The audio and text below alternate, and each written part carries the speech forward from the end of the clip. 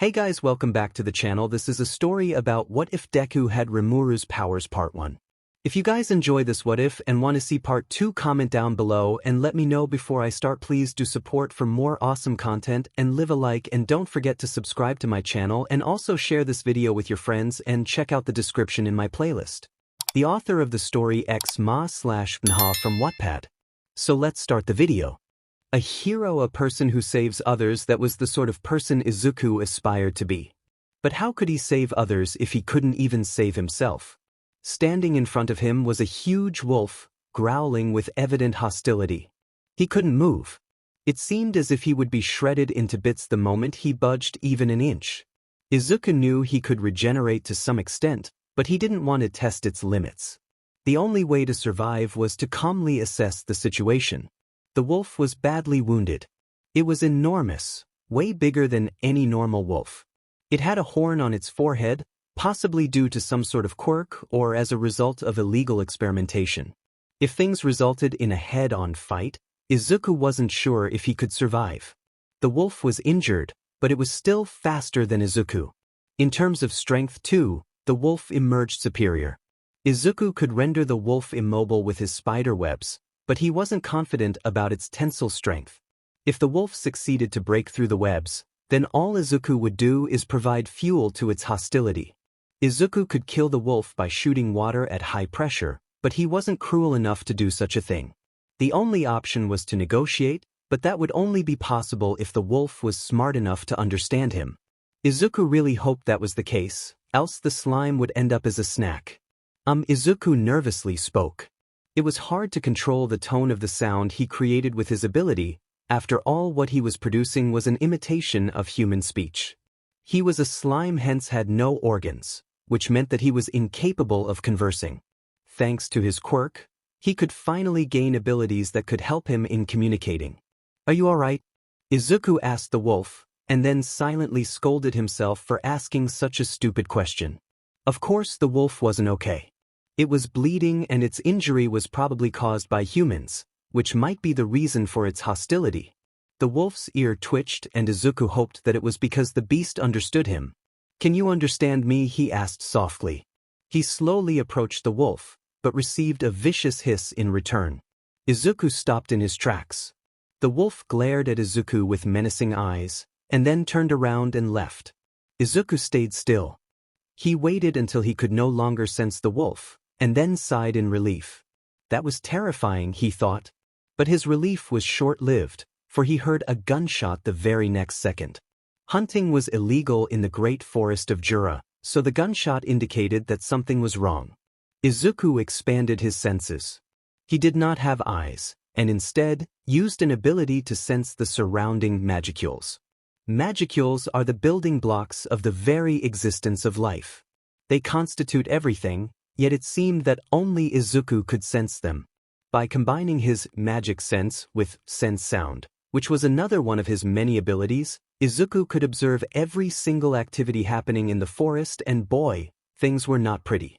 Dozens of people were ganging up on the wolf. A couple of arrows were sticking out of its fur. The wolf was bound by a chain made by a quirk. The assailants were attempting to put a muzzle on the wolf's mouth, which infuriated the little slime. One of the assailants urged the group to hurry up so that they could escape. Izuku was selfish. He could simply turn a blind eye and pretend that all of this never happened, but he wasn't ungrateful. He knew something bad would happen to the wolf. The wolf had spared his life, so it was Izuku's turn to save him. After all, what kind of hero would abandon someone in need to save his own skin? Izuku cleared his mind. He had to think rationally.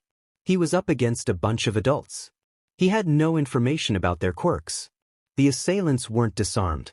He was clearly at a disadvantageous position. He could easily capture them with his webs, but again, he had never tested them against humans. Well, it was a do-or-die situation. Izuku rushed towards the man who was putting the muzzle on the wolf. He shot water at high pressure in order to topple the man. The man dropped the muzzle, and Izuku took this opportunity to eat the chains binding the wolf with his quirk. The other assailants attacked the little slime, but Izuku bound them together with the webs created by sticky steel thread. 6 down, 18 more to go, he thought. Izuku glanced back to check the condition of the wolf. The wolf struggled to stand straight. It staggered as it stood up on its own feet. Izuku could only hope that the wolf ran away. That would make things easier. Alas, the wolf's intentions were way different. The wolf was smart. It could tell that the weird creature was there to save him. It knew that the blob wanted it to run away, yet its instincts were telling it to stay. To stay or to run away, isn't it obvious? The wolf howled with all its might.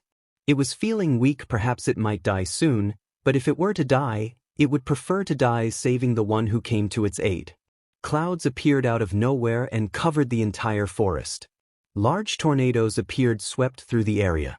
Trees were uprooted and the plants were destroyed. The assailants were swept along the unfriendly winds, yet Izuku was surprisingly unscathed. The violent storms died down, and the assailants were all successfully knocked unconscious. The wolf collapsed, having used too much energy. Izuku rushed towards the wolf's aid. Should I use that, he thought. The wolf was bleeding at an alarming rate, and it had clearly overexerted itself while pulling that stunt earlier. Izuku pulled out a small vial from his storage and poured the liquid over the wolf's wounds. In an instant, the wolf's injuries began to heal. Izuku pulled out the arrows and then waited for the wound to completely disappear. The wolf was healed completely, but it seemed like there was something wrong. It seemed to grow weaker second by second. Is this because of exhaustion? Izuku pondered. Could it be that the wound was infected by the arrows? Close, but not correct. The arrows had poison in them, and the poison was strong enough to completely kill a human in a millisecond. It was a miracle that the wolf was still alive. Of course, Izuku had no way of knowing this and was under the assumption that the wound was infected. I guess some honey would do the trick, he thought. Izuku produced a jar of honey from his storage. But this wasn't just a normal jar of honey. The honey was created by refining the nectar of several rare flowers. The entire process was done using Izuku's skill, and the honey acquired was capable of restoring any abnormal status. Not only that, but since the honey had no impurities, a single drop was worth millions of dollars. Izuku fed a spoonful of honey to the wolf, who now had complete faith in its savior. In an instant, color returned to the wolf's face, and the wolf stood up straight, brimming with energy. Izuku internally giggled and then bounced towards the wolf. The wolf nudged the slime and gestured him to sit on his back. Izuku did as instructed, and with a flash, the two were at the entrance of the forest. Izuku got down and bid the wolf farewell. He proceeded to go back home, yet the wolf kept following him. He paused in his tracks and turned around. "Do you want to come with me?" he asked. The wolf nodded rigorously. I don't think it is feasible. I mean, you are too large and the wolf shrunk to the size of a normal dog and then wagged its tail enthusiastically. I guess it's okay. There might be other people after you, so coming with me might protect you. The wolf barked with joy. Right. Do you have a name? The wolf shook its head. Then I'll call you Ranga. Just as Izuku finished the sentence, a bright light enveloped the wolf and the slime. Izuku felt something warm inside of him. It seemed as if he had gotten stronger. The same could be said for the wolf no Ranga. Unbeknownst to the two of them, Izuku and Ranga had just formed a soul corridor, an unbreakable bond that could only be formed by an unwavering mutual trust. The establishment of soul corridor is successful. Connection between Izuku Midoriya and Ranga is successful. Sharing of certain skills can now be done. Ranga has successfully acquired skills sound waves and regeneration via soul corridor. Izuku Midoriya has successfully acquired the skill Lord of the Storm via soul corridor. Ranga has been granted the title, the Feral Beast. Izuku Midoriya has been granted the title, Tensura of the Feral Beast.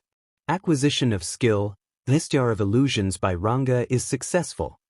Plus, Ranga wagged its tail as it nudged Izuku in happiness. Wait, thought Izuku. Did I just hear Ranga's voice? She skipped as she walked down the street. She held a bag full of gifts for her nephew. She hummed peacefully, not knowing that her end was near.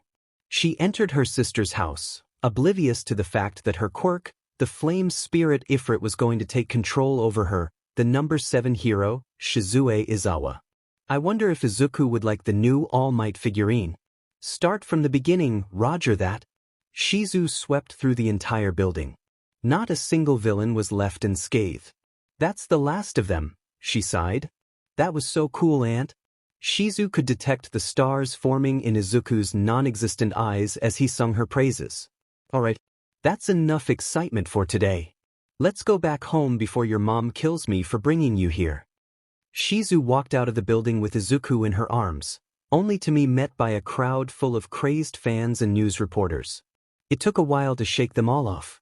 Finally, things calmed down, and the crowd dispersed. Conqueror of Flames. Thank you for rendering your assistance, even though it was your day off. Shishido bowed in gratitude. 𝐒𝐲 nodded in response. Izuku bounced towards Shishido and then produced a piece of paper. Shishido, can I have your autograph? Sure thing. Shishido's rock-hard expression melted to a small smile at the sight of the bundle of joy. Unfortunately, their happiness was short-lived, for 𝐒𝐲 collapsed to the ground the very next second. Aunt 𝐒𝐲, get back! 𝐒𝐲 hissed. Shishido picked a worried Izuku and then backed away in response to 𝐒𝐲's order. 𝐒𝐲 started glowing. A bright red aura enveloped her. The entire area around her started burning. What's going on? Asked Izuku. 𝐒𝐲 writhed in pain as a creature made up of flames escaped her body. No wait, tell me this is a dream, said Shishido, who was now paralyzed with shock and fear. Shishido, snap out of it. Tell me what is going on. That's the great spirit of flames, Ifrit, the source of 𝐒𝐲's power. Shishido paused before continuing. They said that the flame spirit had been fighting for control ever since 𝐒𝐲 awakened her quirk. They call her the Conqueror of Flames solely because the spirit never succeeded in doing so. Then does that mean, the flame spirit has awoken? Shishido placed Izuku on the ground. It is dangerous here. You need to run away. No, I'm not leaving you alone here. I can help. No way. Your aunt will kill me if I do so. My aunt will kill you either way. Shishido clicked his tongue. Fine. Just give me a second. Shishido took out a radio transceiver. This is Shishido. We have an S-rank threat here in Mizudafu Sector 32. Shizue Izawa has lost control of the flame spirit. We need reinforcements immediately. All heroes present near the area are requested to evacuate the civilians. Shishido let out a big sigh. Alright, kid. Do you have any other shocking abilities that might help in this situation? I have a huge amount of water stored with me. That won't work. We would need gallons of water to extinguish Ifrit's flames, and even if we do have it at our disposal, there would be no point as it would just destroy the entire area. What about sound waves? I can push the oxygen away from the flames. That would be too reckless. Izuku paused to think. Of course, he had a way to defeat the spirit, but the problem was that he did not have a resistance to the flames. Wait, he didn't have fire resistance, but he sure knew someone who did. Ranga, Izuku called for his friend. Yes, 𝐒𝐲. An eager voice responded. I need your help. I am approximately 6 kilometers from your location. How long will it take for you to arrive? 2 minutes. Alright. I'm waiting for you. Izuku looked up to Shishido. I have a plan, but to implement it we will have to stall for 2 minutes, he said. Alright, kid. I'm putting my faith in you. I just hope that it isn't something reckless. Don't worry. It will definitely work. I hope so, else we'll all end up as charred meat. Okay, now the question arises. How are we supposed to stall again? Shishido was about to say something, but ended up shutting his mouth. That's a very good question. Shishido. Hush, child. Let me think. But I'm trying to concentrate here, kid. Ifrit has multiplied. What? Shishido face-palmed. This has become a bigger issue than what I anticipated. How long until your plan to start? My backup is coming as fast as he could. Shishido glanced at Ifrit. Ifrit is running away. Oh no, you don't. Izuku bound Ifrit using his sticky steel thread, and then pulled the spirit closer. The entire area was scorching, and Izuku could see that Shishido was sweating profusely. Ifrit struggled to break free from the threads binding him. Izuku found it hard to keep the spirit in place. Ranga. How much time? He asked impatiently. I'm almost there. Izuku let go of the thread, causing Ifrit to topple face front to the ground. That was when Ranga burst into the scene and landed a solid strike on the berserk creature. Ranga placed his paw on the burning spirit in order to render it immobile. The flames didn't bother him, after all. His fur was too thick to be penetrated by such measly attacks. Izuku bounced towards the spirit, who was now struggling to escape Ranga's grasp. This was it. This was the only way to defeat the spirit. Izuku murmured a small apology. "I'm sorry, but I cannot let you spread chaos even more." Izuku stretched over Ifrit and completely covered it. The spirit struggled, yet it couldn't do much with so many restrictions. Izuku completely devoured the spirit, and then shrunk down to his normal size. Analysis of Flame Spirit is complete. Acquisition of skills Inferno and Body Double by Izuku Midoriya is successful. Title: Conqueror of Flames has been transferred from Shizue Izawa to Izuku Midoriya. Ifrit is now under control of Izuku Midoriya. We're here. What's the situation? A bunch of heroes arrived and stopped next to Shishido. Some gasped for air. It was evident that they had been running to arrive as soon as they could. "You're late. The enemy has already been defeated," sighed Shishido, upset that he couldn't do anything. Shishido gestured the heroes to be silent and pointed at the disheartening exchange between the slime and his aunt. The slime was sitting right next to Shizu's body. His voice cracked due to evident sadness. "Aunt Shizu. It's going to be okay. Hold on. The ambulance is coming." "It's okay, Izuku. I knew my end was near. I'm glad that I could spend my last moments with you." Although it wasn't physically possible, everyone could sense that Izuku was crying. He was too upset to even speak. "Izuku, I have a favor to ask of you." "I'll do anything for you, Aunt. Please eat me. If I am going to die, I want to die helping you, Izuku." "No wait. You will be fine. You will not die, Aunt. Don't say that. Please, Izuku.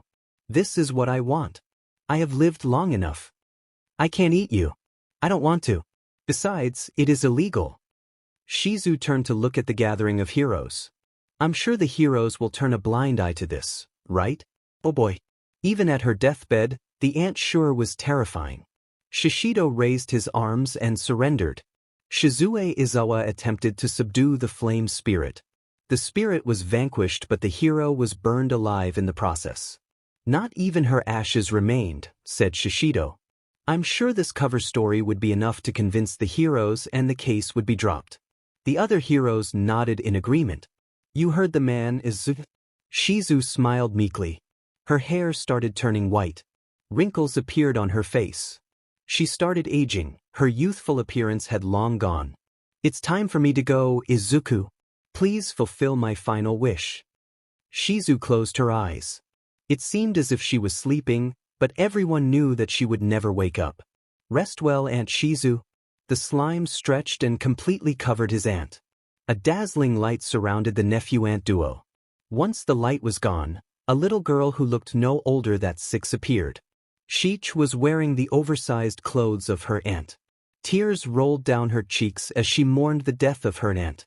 𝐒𝐻 had finally attained the much-desired human form, but at the cost of her aunt. Acquisition of human form successful. I know that this ain't the right time to say this, but is no one going to question the large wolf at the back? He had finally shaken off the criminals following them. Yet he was aware that they weren't going to last long. His brother was unconscious and bleeding. He had shielded him from a barrage of bullets. He, too, was severely wounded. A knife was sticking out near his waist. His arm was bleeding from bullet wounds. He saw his vision blur. The last thing he saw was a small dog with a blue blob on top of it. "I heard the two are finally getting kicked out." That took longer than expected. Good riddance. I wouldn't want to be anywhere near those cursed. Don't say anything. They are doing this on purpose. They just want to provoke us. Don't. The man woke up with a jolt. He was in an unfamiliar place. He calmly observed the situation. He was lying on a single platform bed. The room he was in wasn't fairly large, but it wasn't small either. The walls were covered with dozens of All Might posters. The shelves were full of an insane amount of All Might figurines. There was a small table on the corner on which several complex mechanisms were kept. There was an open bookshelf right next to the table. All of a sudden he tensed up. He heard footsteps outside the room. The door opened and oh goodness! A goddess had appeared. Of course, that was over-exaggeration. The newcomer was just so appealing that she could be mistaken as a goddess. The little girl held a tray on which a bowl of cold water and a white handkerchief were kept. She stared at the man with wide eyes. "You're awake," she said. The man didn't answer. The girl slowly approached him, carefully watching her step. She stumbled occasionally, as if she were walking for the first time in years. "Where is my brother?" the man asked. "Your brother? You mean the redhead? He is still unconscious. He is sleeping in my mother's room." The man immediately crawled out of the bed and rushed for the door. "Wait, you haven't recovered completely yet," and there he runs off. "Ranga, help me walk." The girl walked out of the room, leaning against her dog for support. She found the man in the living room. He was looking around, trying to figure out where his brother was. "Your brother is in that room," the girl stated as she pointed towards the door at the corner. The man didn't utter a single word, and instead barged into the room the girl pointed at. Just as the girl had said, his brother was lying on the bed, covered with a blanket. A white cloth was resting on his forehead. His brother seemed to have a healthy complexion and showed no sign of being injured. The man approached his brother and held his hand. His pulse was steady. The man sighed in relief, before falling down on the floor in exhaustion. "Whoa there," exclaimed the girl. "You haven't recovered completely, so it would be better if you take it slow and steady." "How did you find us?" the man asked. His tone was serious. "I found the two of you bleeding in a nearby alleyway. Since you were being chased by some shady-looking guys, I figured that you wouldn't appreciate it if I just dropped you off at some random hospital, so I brought you here instead. I'm Izuku, by the way." "How is my brother?" "He is fine. He got a fever while I was treating him. He should be awake in an hour or so." The man didn't say anything and simply nodded. "You should also rest. Although your wounds weren't as severe as your brother's, they were still pretty bad." "How long was I out?" "A couple of hours." The man's eyes widened. With the amount of blood he had lost, he should have been unconscious for a couple of days. He opened his mouth to ask another question, and then shut it. "Stop. Don't be rude to your savior. You should sit down. My medicine cannot recover the blood lost. I might not know much in the field, but I can tell that you are overexerting yourself." The man obeyed and sat down on the couch. "Here, have some apple juice." Izuku placed a glass on top of the table with shaky hands, as if he was not used to doing such tasks. Some of the juice spilled on the table, but the man didn't mind. Izuku sat down next to the man. "By the way, I didn't catch your name," he said. "I don't have a name." Izuku didn't press any further, for which the man was grateful. "What should I call you then?" "Call me whatever you want. I'm the blue man." "Good enough." Of course, this was only a temporary measure so that the child didn't have trouble in addressing the man. The two of them sat in an awkward silence. Izuku's dog approached her and the girl ruffled the dog's head. The dog then climbed on the couch and then fell asleep beside her.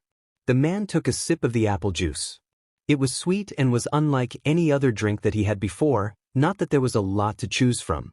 He tried to recall what had happened when he ran away. "You two better behave. Your new MSTR will be arriving shortly. Be grateful that they even bothered to buy you." Yes, they were being sold to villains. They were in a small dark room. The lady had come to inform them of their departure, and then his brother rampaged. He crushed her skull with his bare hands, and then the two of them ran away. They were being followed. Many of the villains who were part of the trafficking ring were chasing them. They shot a barrage of bullets. He was about to get shot, yet his brother protected him. Before passing out, his brother burnt most of the attackers with his quirk. Unfortunately, some of the villains survived the attack. One of them tried to kill the man with a knife. Since he was carrying his brother, he couldn't dodge fast enough. He ran as fast as he could while carrying his unconscious brother. With much difficulty, he managed to shake off the villains. He laid his brother in the alleyway and then sat down next to him. His vision blurred. He knew he was about to pass out. The last thing he saw was a dog approaching him at a high speed. The blue blob sitting on top of it transformed into a little girl. The girl was shaking him rigorously in order to wake him up. That was the last thing he remembered before falling unconscious. The man was shaken from his train of thoughts by the voice of the little girl. "Mr. Blue Man, your brother is awake. His brother is awake." The man rushed into the room at full speed. Just as the girl had said, his brother was awake. He was sitting on the bed with a bowl of meat soup on his lap. He seemed to be brimming with energy, and his aura was completely different than when they were captives of the villains. It was bright and cheery. "Yo," his brother called out to him. The man slowly approached his brother. He stopped right next to him and then smack. "You idiot. Do you even know how worried I was? To think that you would recklessly barge out of a place swarming with villains. I used to think you were the rational one, but now I am having second thoughts. Why on earth did you dash?" While the man was busy scolding his brother, Izuku snuck out of the room to give them some privacy. That was when the doorbell rang. Izuku answered the door, only to be met by two strangers. "Hey kid, have you seen these two people around here? They have been missing for quite some time now." Izuku observed the pictures. The pictures were of the two men that he had just saved. "What is your relation with them?" he asked. "That is none of your business," growled the stranger. "All right then." Izuku proceeded to close the door, but the second stranger stopped him. "You know something, don't you?" he said. Izuku didn't utter a single word. The two men entered the house and started their search. "Hey, you two are trespassing on private property. You will be treated as criminals if I report you to the police," yelled Izuku. The first stranger paused in his tracks and then approached Izuku. He grabbed him by his hair and then pointed a gun at his forehead. "Listen here, kid. It seems like you don't understand the position you are in. Tell us where these two men are, and I will consider sparing your life." "No way." "All right then. You asked for it." Before the man could shoot Izuku, an inferno of flames attacked the villain holding him hostage. "You, how dare you hold a little child as hostage? Have you no shame?" The redhead, who was definitely supposed to be in bed and recovering, growled at the villains. "You're one to talk. If I were you, I would have killed myself a long time ago," the villain from earlier stated. The redhead created a small blaze of fire and proceeded to throw it at the villain, but all of a sudden, the fire dispersed. "What the dash?" Surprised, the other villain cackled in glee. "You didn't think we did our homework now, did you? This device created by yours truly is the nemesis of every flame user to exist. You are powerless now that we have this weapon at our disposal." The redhead clicked his tongue. "What do you want from us?" "What I want you to die a brutal death. You killed our own kind. Don't expect any mercy." The villain let out an evil laugh. "I want to see the despair on your face. Let's see what expression you will make once I kill the very person that saved you. You dare try to kill a child? You are in no position to negotiate."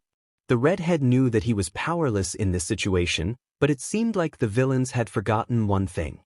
He had a brother. His actions were just a ruse to get his brother to sneak behind the villain who was holding their savior hostage. His brother, the blue man, stabbed the first villain in the arms. The villain dropped Izuku in pain and winced at the sight of BLD. The redhead smirked. "What was that again?" he taunted. "Just because you succeeded to rescue the hostage doesn't mean you have the upper hand. You can't use your quirk, and you cannot fight well since you are still recovering. And guess what? I was just stalling for time. Backup will be coming any minute now, so just give up. Despair on the fact that because of you, a little girl will die a young death." A little voice squeaked. Everyone looked at the source of the voice, the little girl, who was definitely not bothered in the slightest by the fact that she was held hostage literally a second ago. "Are you implying that those weaklings that my dog defeated a second ago for attempting to burn our entire apartment were your backup?" Silence enveloped the entire area. No one uttered a single word. Along with the twins, both the villains were dumbstruck by the news. "Your dog did what?" The second villain was the first to recover from his shock. Izuku simply pointed out of the window. "Those guys are your backup, right?" The villain gaped at the defeated villains and then at Izuku in silence. He then slumped down in defeat. If the dog was capable enough to defeat his backups, who were way stronger than him, then there was no guarantee that he would survive. He seemed to have understood the difference in the level of him and the dog. I surrender. The other villains surrendered as well. Now that the chaos was over, Izuku called Shishido and explained the situation to him. The heroes came and apprehended the villains. Things calmed down, and finally, Izuku was now sitting in front of the redhead and the blue man, a menacing smile plastered over his face. Now that it's all over, mind telling me why you decided to fight a bunch of villains when you are clearly supposed to be resting? We heal fast, the blue man said softly. Is that so? Another wave of awkward silence washed over. I think I deserve an explanation. Why were those villains after you? Of course, you don't have to say it if you don't want to. I'm just a bit curious. The redhead and the blue man looked at each other and then nodded in agreement. We are from the Kijin tribe of Ericina. Every once in a while, some children are born awaken the cursed marks along with their quirks. These children are disinherited and confined in a separate area. Since my brother and I were the unfortunate ones to possess the curse, we were locked in an abandoned house outside the settlement and were only provided the bare minimum to survive. After a few years, we were sold to a group of human traffickers. We were supposed to be shipped off to some random villain group today, but we managed to run away. We were chased after and were attacked by the villains. We managed to evade them and bled out in the alleyway. And that was when we were saved by you. The redhead finished narrating the story and looked up, only to be met by the teary face of his savior. This is so cruel. How could they do this? No one should be treated this way. Izuku started bawling his eyes out. The twins had no idea how to react to this, and instead stared at the slime dumbfounded. It's fine. This happened a long time ago, said the blue man. To think that they would take away your names and revoke your human rights. If I ever see them, I will give them a piece of my mind. No. It wasn't that severe. Izuku held both the blue man and the redhead's arms. You can stay here with me. I'm sure my mom will understand your situation and welcome you with open arms. The blue man couldn't say no to the look on Izuku's face. He ended up surrendering and agreed to stay over. His twin also agreed, and then suddenly kneeled over. To possess such kindness to not only save the lives of complete strangers, but also offer them a place to stay. Such generosity is to be considered second to none. I can only hope to repay with my heart and soul. I hereby pledge my allegiance to my lady. Izuku stared at the redhead in confusion. The blue man sighed. He sure had to make it so dramatic, he thought before following his brother's footsteps. I, too, swear my loyalty to my savior, he declared. What? Izuku was completely surprised at their sudden announcement. Oh, hold on. I think you are confusing something. I can't be your MSTR. I am just a normal kid who happened to encounter some people in need of help. I just did what any other person would do. You saved our life. We must repay you with our dedication, stated the redhead. Is that not all right? I give up. All right. I accept. The redhead smiled in victory. Mr. Now that I think of it, I never decided on what to call you, said Izuku, as he stared at the redhead. Mr. Redman, no. That won't do. Izuku bit his lip as he tried to come up with a name. That's it, he exclaimed. From now on, you will be called Benimaru, and he then turned to look at the blue man. You will be Sui. A bright light surrounded the twins and the slime. The twins felt a wave of warmth wash over themselves. They felt a surge of newfound power. Izuku sighed at the feeling of déjà vu. Another soul corridor had been formed by a sense of loyalty and endless devotion. What comes next is something that will create uproar in the society. The twin Oni will be a force to be reckoned with in the future. And all this will be the result of a careless mistake, not that it is a bad one. The establishment of Soul Corridor is successful. Connection between Izuku Midoriya and Benimaru is successful. Connection between Izuku Midoriya and Sui is successful. Sharing of certain skills can now be done. Benimaru has successfully acquired skills Limitless and Regeneration via Soul Corridor. Izuku Midoriya has successfully evolved the skill Inferno to Black Flames. Bnha has successfully evolved the skill Ogre Flame to Lord of the Flames. Sui has successfully acquired skills Body Double, Sticky Steel Thread and Regeneration via Soul Corridor. Izuku Midoriya has successfully acquired the skill Shadow Movement via Soul Corridor. Ranga has successfully acquired the skill Shadow Movement via Soul Corridor. Acquisition of skill Inquisitor by Sui is successful. Bnha has been granted the title, the Frenzy Warrior. Sui has been granted the title, the Devious Spy. Izuku Midoriya has been granted the title, the Lord of the Twin Oni. The forest was burning. The flames were spreading faster than he could control them. He knew he should have listened, yet his heart didn't want to. Now all he could hope was for a hero to come and save him. Chaos, that was the only word to describe the situation unveiling. The entire house was messed up. The furniture was broken. The utensils were lying scattered on the ground. A bunch of random objects were being flung in the air. How did this happen? Yes. It was all Izuku's fault. Now, the thing is, Izuku had just recently acquired a human form. After living 4 years as a slime, there was no way Izuku would be used to live like a human. So he started learning the ways of a human. The first thing he did was learn how to walk. Now walking isn't learnt in a single day. There is a reason why babies start by crawling. And for Izuku, walking was especially harder since he didn't have a skeletal system to support him. After days of practicing, he could walk a couple of steps without support. Izuku had a habit of going out every morning in order to learn walking. He normally took Ranga with him as he couldn't go alone. But now, since he had 2 humans with him, he believed that taking one of them with him would be more fruitful. So he decided to go with Bnha. This made the other Oni and the wolf feel a twinge of jealousy. And this started a full-on war between the 3. They started fighting with their fists. They threw each other around the house, breaking the furniture and other things in the process. This wasn't a problem. Izuku could fix everything with his quirk. But Izuku found it irritating that the 2 grown-up men were fighting with a wolf because of the dumbest of reason. Izuku took a deep breath and then yelled with all his might. Enough already! The 3 servants paused in their tracks and stared at their Sir. Izuku took a few heavy steps towards the trio. Ranga, your reasons for starting this fight were plain stupid. Same goes for you, Sui. Izuku stared at Bnha straight in the eyes.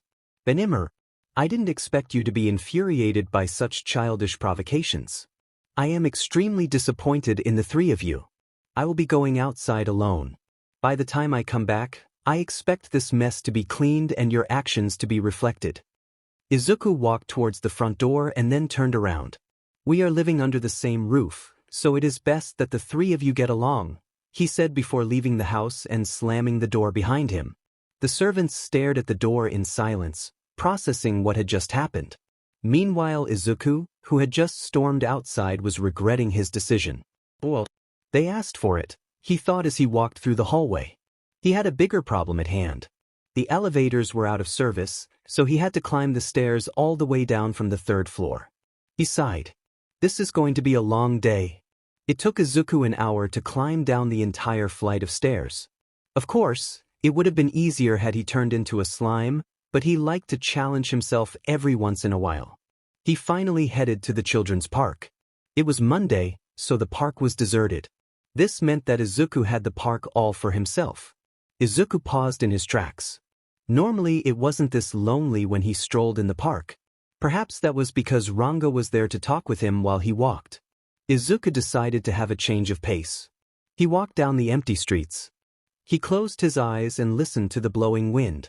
He recalled that his mother had mentioned it was going to rain soon. It had been a while since he had last seen rain with his own 2 eyes.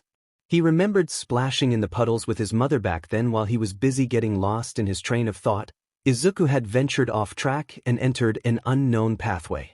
Izuku only realized that he had gone the wrong path only after he had tripped on his own 2 feet. Izuku looked around and then panicked at the current predicament. Don't tell me. He let out a long sigh. I'm lost, aren't I? The situation was pretty grim. Izuku was lost in some unknown streets. There was not a single person in sight. It was raining and there were no places for shelter nearby. Izuku was convinced that he had accidentally strolled in one of the forbidden streets. The streets were called forbidden as the place was bustling with villainous activities. That being said, the place was deserted, so Izuku wasn't that sure. Izuku decided that the best course of action would be to ask someone for directions. But that would only be possible if someone was actually present. Of course, he had the option of wandering aimlessly, but he believed the idea to be reckless. He could always contact his subordinates, but he was a tad mad at them. Besides, if things became ugly, he could always use his quirk. He had a quirk license, and he could transform into a bat and fly away. Izuku expanded the range of his magic sense. "Ah, there it is," thought Izuku as his ability detected a person near his location. Izuku approached the person, who on closer inspection turned out to be a teenager. The teenager had burn marks all over his body. He was drenched and was crying, or at least, that was what it seemed like to Izuku. Izuku took out an umbrella from his storage. Although the rain wouldn't affect him, it was a different story for the person in front of him. He could catch a cold. Izuku positioned the umbrella above the teenager, who was too preoccupied in his thoughts to notice the little slime. "Are you all right?" The 3 words that Izuku spoke snapped the boy out of his trance. "What dash?" The boy stared at the slime in confusion and concentrated at the situation in hand. He was drenched. Funny. He never realized that it was raining. The girl in front of him was dripping from head to toe. Her eyes showed concern for the boy, an expression that he hadn't seen for so long. "I'm fine," he mumbled. He didn't need a complete stranger's concern. The girl didn't say anything and just sat down next to the boy. "I said I'm fine," the boy growled. "I heard you the first time," the girl responded. "Then leave me alone." There is no way a normal person would leave an injured child alone in the rain. Leave the hero work to the adults. Go back home. The girl shut up. "I don't know the way back home," she said quietly. The boy disheveled his hair in frustration. "Fine. I'll help you back home," he declared. The girl smiled in victory. "Don't get ahead of yourself. I'm only doing this because adults can't be trusted." "All right. Whatever you say," said the girl. "Where do you live, kid?" asked the boy. "I'm not a kid," protested the girl. "Sure. I'm Izuku Midoriya. Call me whatever you want. Now, where do you live?" "Don't know." The boy sighed. This was going to be a lot harder than he thought. "Do you know any landmark that can help you figure your way back?" he asked. Izuku paused to think for a moment. "There is an entrance to the 𝐤𝐸𝐽 forest near my home." "That won't do. There are a lot of entrances to that forest." "Am I right?" "𝐒𝐭𝐚𝐲 School." 𝐒𝐭𝐚𝐲 School. What's that? Morinomiya. What about Morinomiya Elementary School? Nope. I don't keep track of every single school in the city. Izuku scrunched his eyebrows. He didn't know much about the city as he rarely used to go out. Things would have been much easier if he had Ranga with him. Ranga had memorized the map of the entire city. He shouldn't be that dependent on him. Izuku closed the umbrella. The rain had already stopped. "Rain water 𝐒𝐻 Beach," Izuku exclaimed. "Our house is near 𝐒𝐻 Beach." 𝐒𝐻 Beach? That's pretty far away. It is dozens of miles away from our current location. How the hell did you end up here? I was lost in my train of thought and the next thing I knew, I was here. All right, what is your curfew? I don't have one. Izuku checked his watch. It was 11 a.m. It had only been 2 hours since he had left his home. His house shouldn't be that far, right? "Brother Crisp," he called out to the boy. "Who are you calling Crisp? How long will it take for us to reach my house? You tired already?" "Nope. With how slow you are walking, it would be a miracle if we managed to reach there by tomorrow." "I'm sorry." "Don't be. I have time to kill. Might as well just help a lost girl." "I'm not a girl." The teenager stared at Izuku in shock. "You're not a girl." "I'm a boy, I guess." The teenager stared at the Izuku's face. Now that he looked more carefully, Izuku seemed to have a couple of masculine features as well. "I guess androgynous is the right term," he stated. "Andro what?" Izuku tilted his head in confusion. "It means having the physical characteristics of both genders. But wouldn't that imply to those who have a definite gender? You don't have a gender." I was a male before awakening my quirk. I see cases of change of gender after awakening of quirk aren't unheard of. Then what are you, exactly? I'm a slime. Slimes are genderless. So technically I don't have a gender. I just prefer to be addressed as a male because I was a male. It isn't incorrect to consider me as a female. That's complicated. I get that a lot. Normally I don't mind it when strangers misgender me, but since we are going to be sticking together for a while, I would feel more comfortable if you address me as a male. Got it? The two walked for a while in awkward silence. Brother Crisp-Izuku broke the silence. Don't call me that. But you said that I could call you whatever I want. When I said that, I expected you to address me by a proper name, not by a stupid nickname based on my physical appearance. The teenager was greeted with silence. Whatever. Just call me Touya, said the teenager. Touya, that's a pretty name. I hate that name. Izuku didn't press further, for he knew that Touya must have had his own reasons. By the way, this has been bothering me for a while now. Have you just learned how to walk or something? Your walking speed is equivalent to that of a toddler. Izuku laughed nervously. It is just as you said. You got to be kidding me. Anyways, you got any money?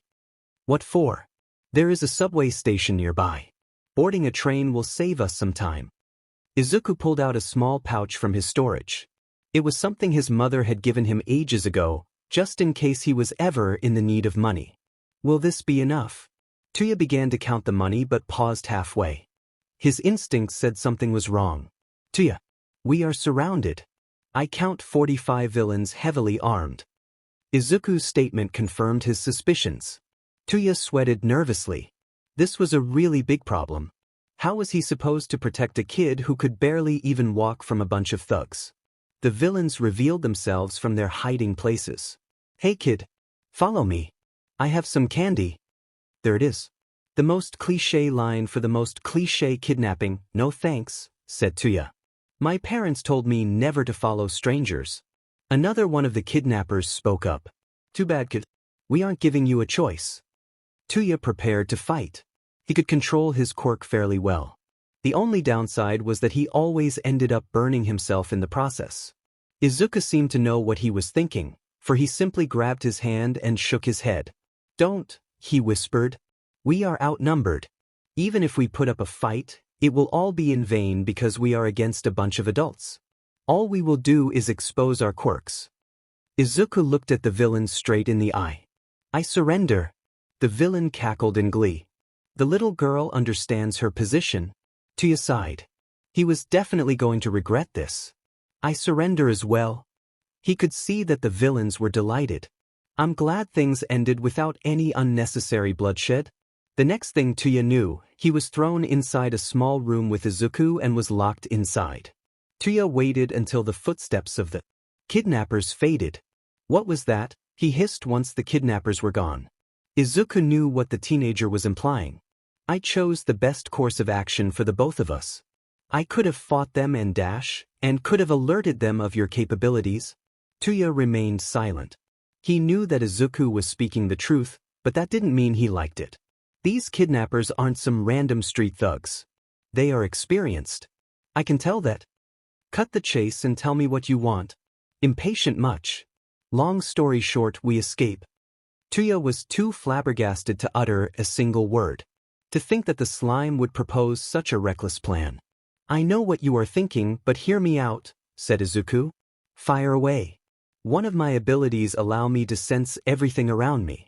This means that I have already mapped the entire building and devised an escape route, counting in all the camera's blind spots. The only problem is that dash. Let me guess, it's the part where we alert the villains once we encounter one of them. Yes. We can go around via the vents, but we would have to enter the hallways in order to change floors. I have noted all the blind spots of the cameras of those places, but if we were to encounter a villain at that point, then we are done for.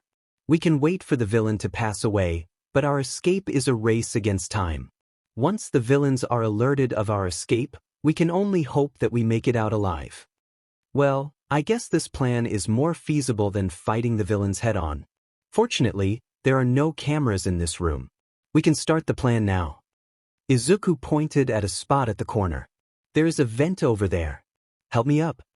Touya helped Izuku climb on his shoulders. It took Izuku a little effort, but he successfully managed to reach the opening of the vents. The vents were tightly shut, but this was no problem for Izuku, as he simply yanked them open. Izuku climbed inside and then created a rope using sticky steel thread for Touya. Touya climbed inside the vents and the two started crawling. The vents were like a maze, and Touya didn't know where they were even going. He really hoped that they weren't lost. Izuku stopped abruptly, and then warned Touya to be as silent as he could.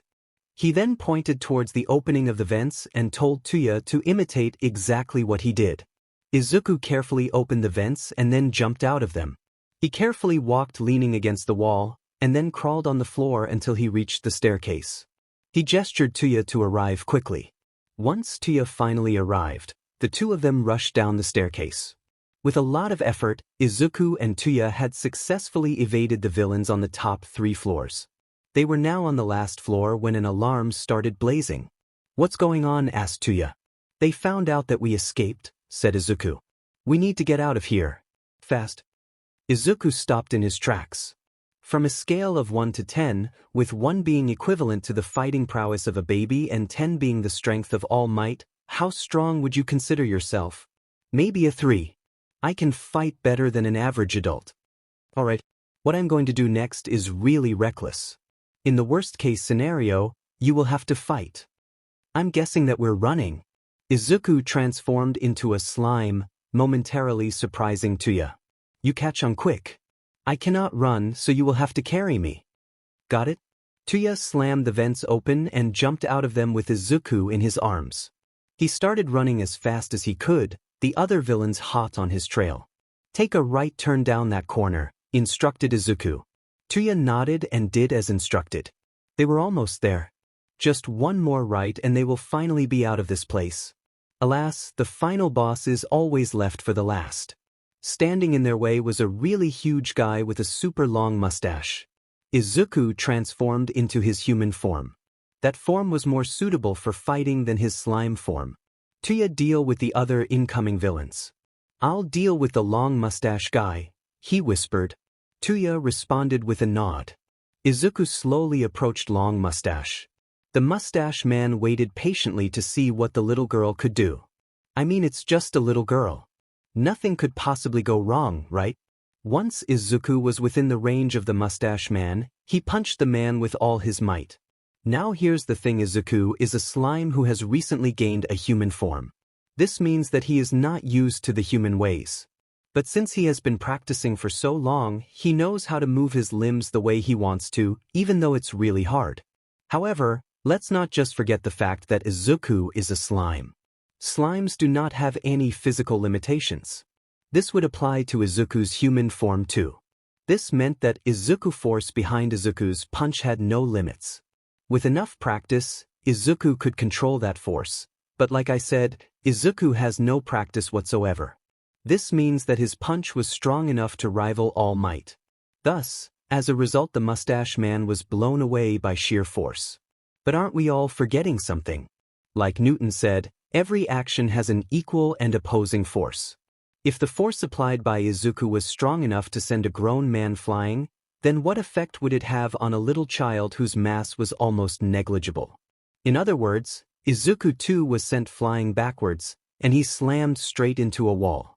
This distracted Touya, who was already having the lower hand in a battle against a bunch of adults. The villains seemed to be unfazed by the fact that their strongest was sent flying, and instead aimed their attacks towards Izuku.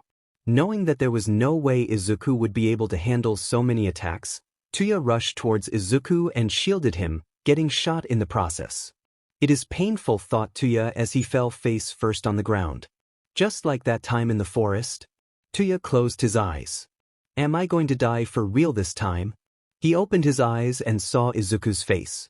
Tears were rolling down his cheeks. He was shaking Touya rigorously and screaming out his name.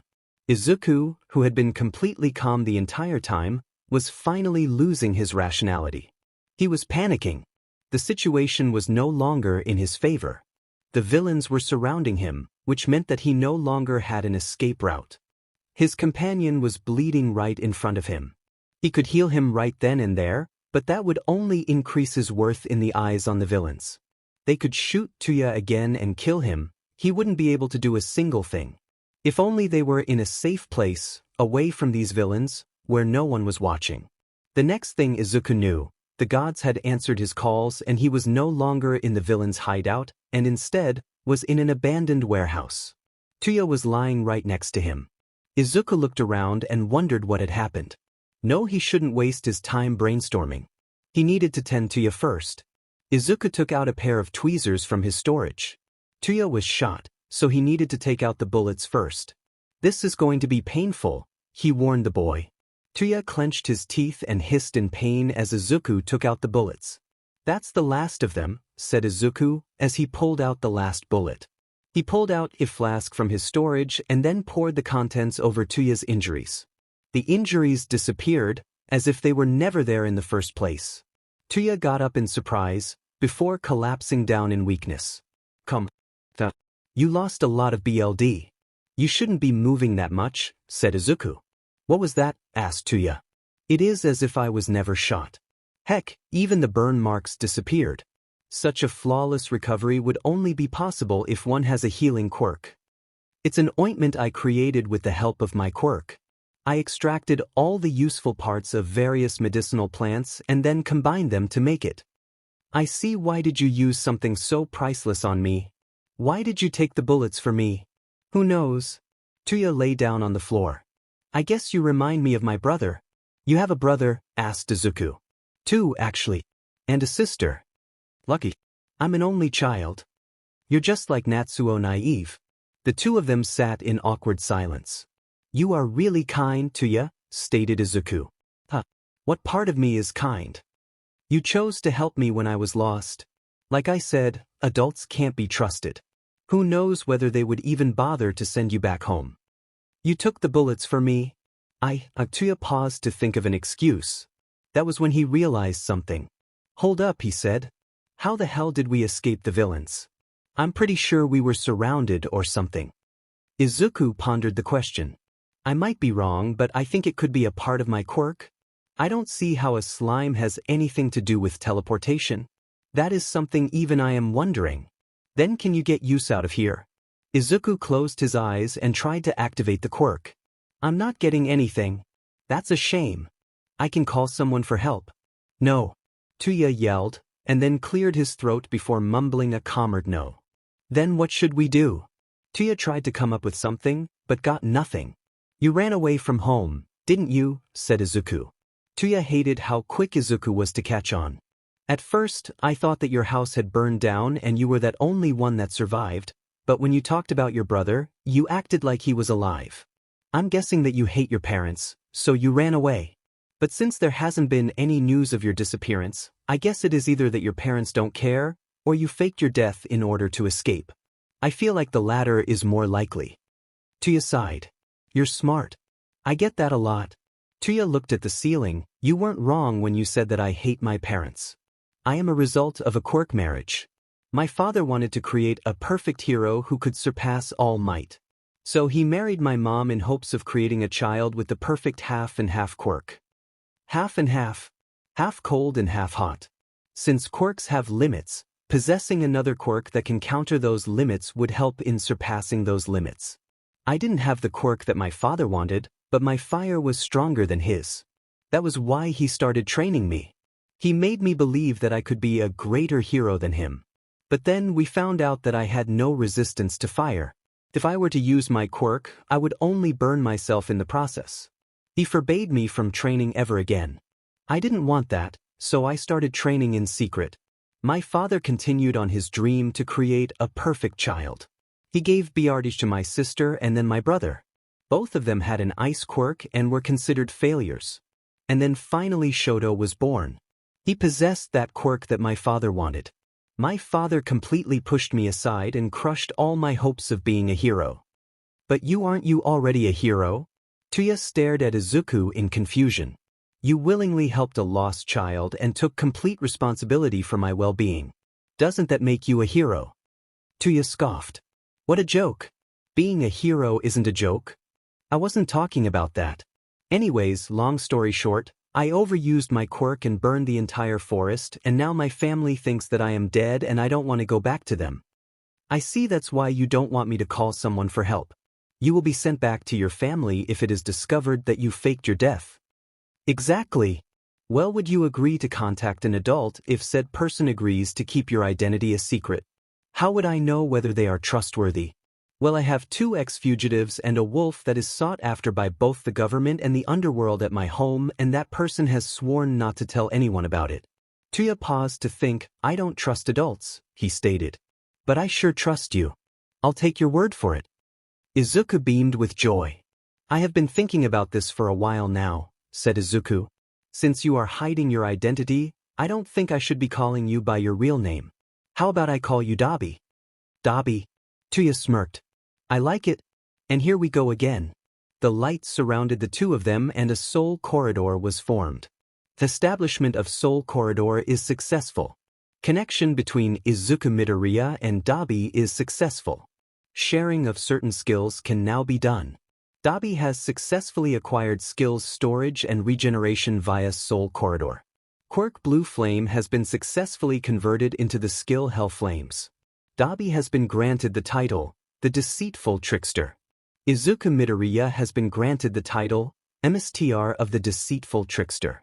Acquisition of skills, Facade and Parallel Thought Processing by Dabi are successful. Izuku face-palmed. He really needed to figure out what was causing this strange phenomenon so that he could stop making a telepathic connection with every single stray he met. I'm not gonna question what just happened as I'm guessing that you already know something about it, said Dabi. Thanks, mumbled Izuku. Izuku took out a phone from his storage. His mother had bought it for him for emergencies, but he didn't really know how to use it. Do you have any idea how to use this? He turned around and asked Touya, only to be met by his dumbfounded expression. You mean to say you had a phone on you all this time? Izuku was sitting in the back seat of Shishido's car. Dabi was sitting right next to him and was glaring daggers at Shishido. He didn't trust the hero one bit, and that was a given. After all, he had long lost faith in the heroes. Jesus, kid, exclaimed Shishido. You sure are a magnet for trouble. Sorry, Izuku meekly apologized. Don't be. It's not your fault. But seriously, you really need to stop bringing in strays who have messed up backgrounds. It is getting harder for us to cover up everything so that you don't end up getting targeted by the villains. The higher-ups are getting suspicious at this point. 𝐒𝐻𝐼 has been shadowing me for the past few days in order to squeeze information out of me, and trust me, it is impossible to lie in front of him. He has a truth quirk that he can use to confirm our statements. Izuku giggled at this. This ain't a matter of laughing, kid. I'm serious. Is this 𝐒𝐻𝐼 person trustworthy? Yeah. Then you can tell him. What dash? It's not like I am trying to hide my friends from the government. The Oni are adults and they can take care of them just fine. And Ranga is pretty strong and can protect himself. As long as those people are trustworthy, you can tell them. Plus thanks. Anyways, moving on, I'm surprised that your new stray is actually Endeavor's dead son. That BSTRD is not my father, snapped Dabi. Wait, Endeavor's son. That's you? Asked Izuku, astonished. Unfortunately. No way. Does that mean we're cousins? Everyone paused to process this new piece of information. We're what? Inko hummed as she cooked dinner. Every day was the same. She woke up at 6 in the morning, an ungodly hour to wake up, but she was used to getting up early. She would do most of the chores after waking up and finish them by 7. It was around that time that Izuku walked out of his room. Because of his quirk, it was physically impossible for Izuku to sleep, so Izuku spent most of the night either studying or researching. Recently Izuku seemed to have taken an interest in the field of medicine. Inko was glad for Izuku. Before meeting with Ranga, he was nothing but a hollow shell. He couldn't play with the children his age because of his quirk. Games like hide and seek became boring because Izuku could easily detect them from his magic sense, as he liked to call it. He couldn't play tag because he was too slow. Kick the can simply wasn't possible because he had no legs. Same was for hopscotch. Eventually Izuku stopped going outside. For education, Inko hired a personal tutor. Izuku could no longer go to school as most of the things were taught from books. Izuku couldn't sense 2D objects from his quirk, hence couldn't read the written letters, so he was taught in a different manner. But hiring a tutor cost a lot of money, and 𝐒𝐭 was a single mother, so she had no choice but to increase her working hours. As a result, 𝐒𝐭 ended up being absent from most of Izuku's life. She hated how she had to leave Izuku alone.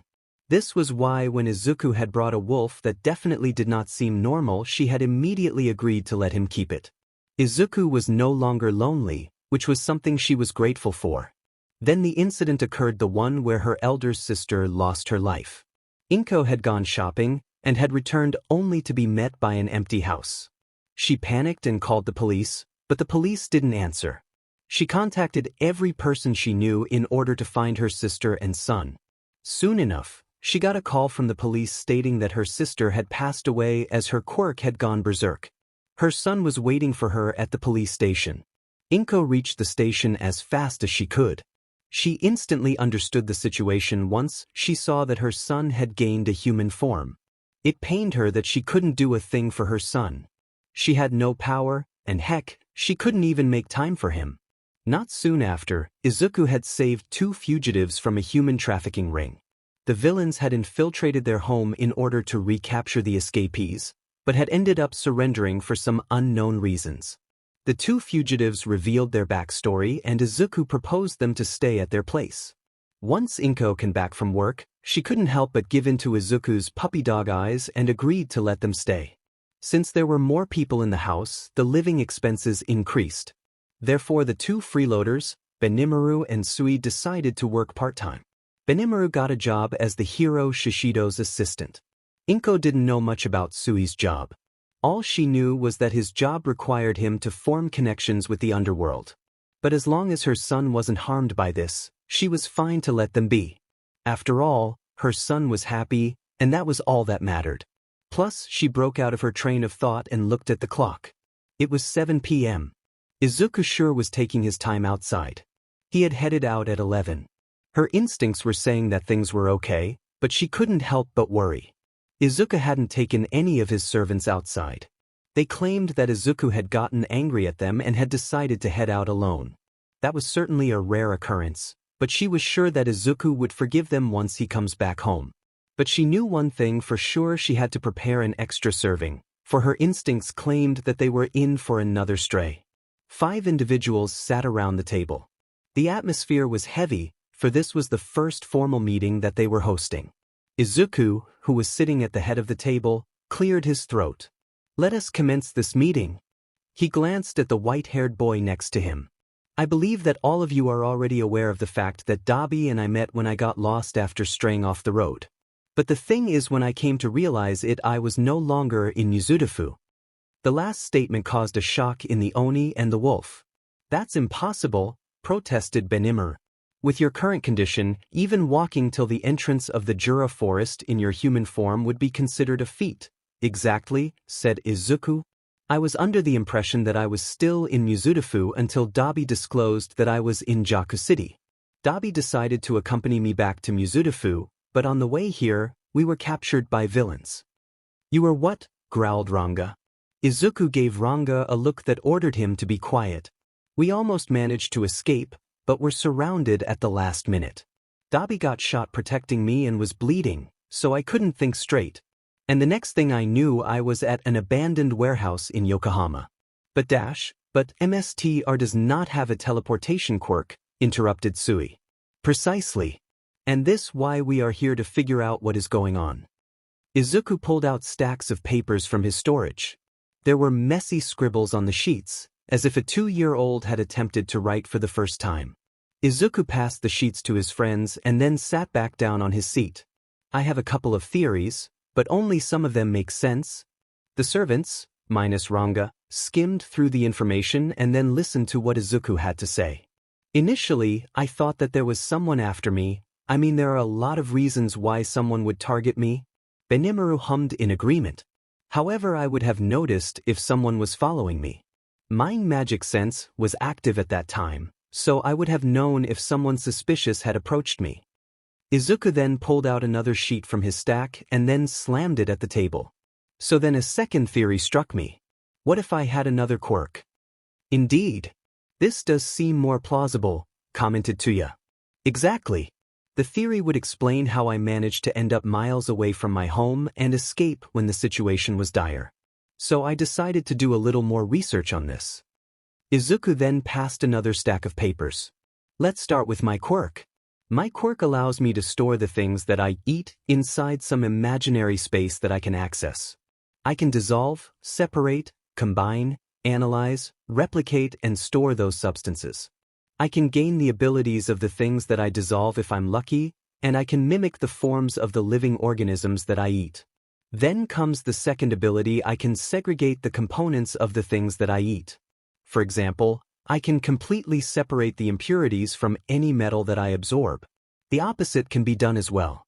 Then there is the analysis. Observation of substances is easier for me once I eat them.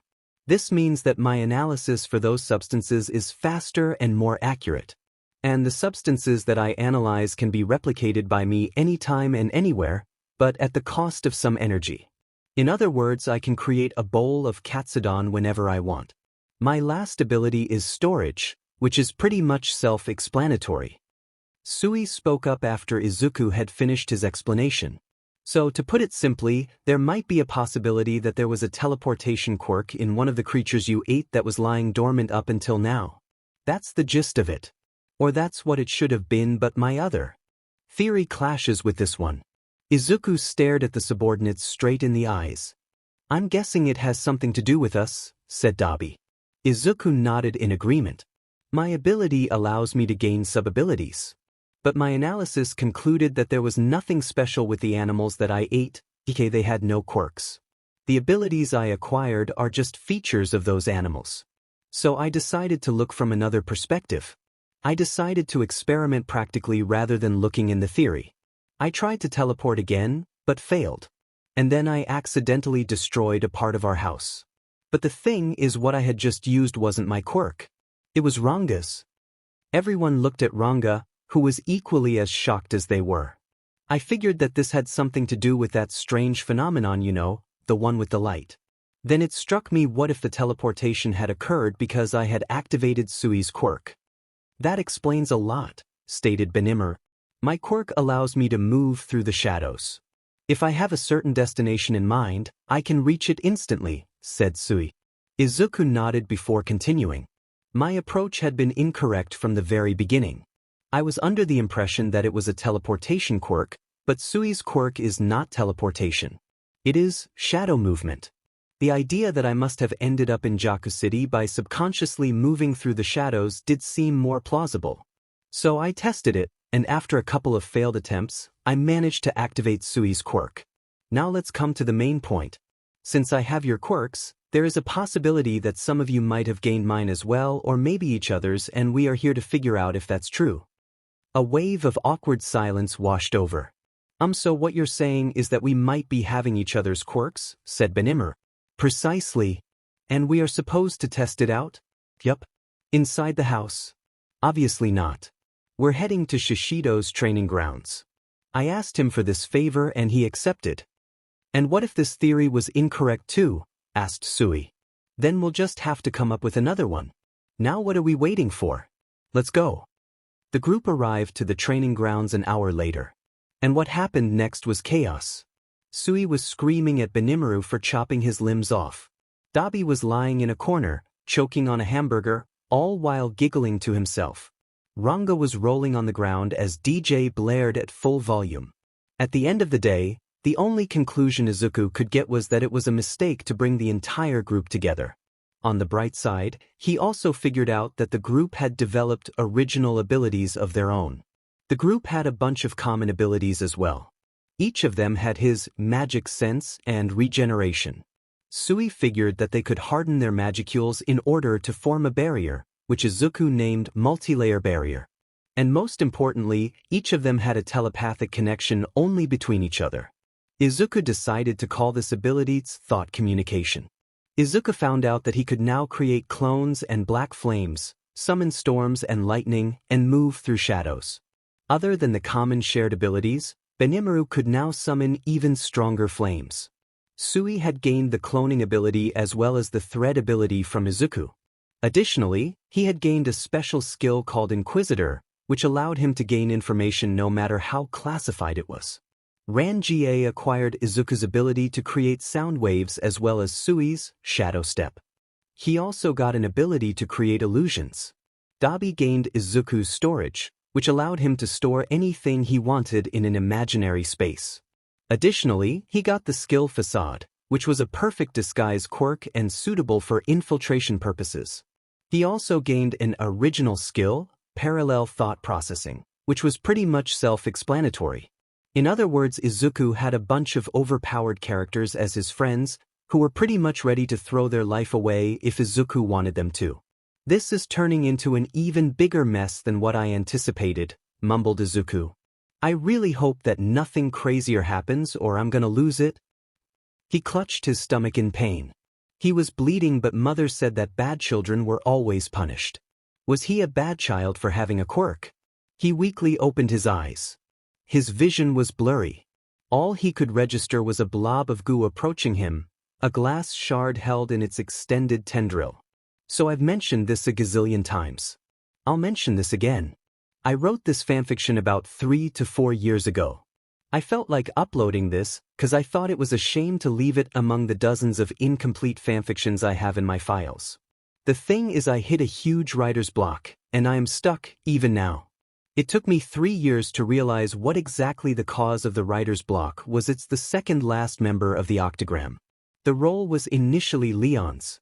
Leon was Izuku's dad and, spoilers ahead, just like how he was too protective of Chloe in the LN, he was overprotective of Izuku and secretly formed a whole mafia for his protection. I hated this idea. After that, I considered All Might for the role. Unfortunately, his personality doesn't really suit my image for the Octagram members. Each member has a twisted personality. They act all normal in front of Izuku, but when anyone else tries talking to them, well, they turn out to be psychopaths, especially when the topic concerns Izuku. Then I finally decided to give this role to Hawks. And after 4 years, I've finally realized that the Birdman is exactly the reason for my writer's block.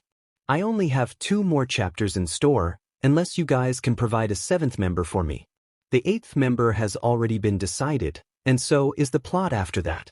I really love this fanfiction, and even I wish this doesn't go into a hiatus. So please lend me a favor. Please suggest names of random 𝐻 or Tensura characters, and if possible, elaborate on how they encountered Izuku.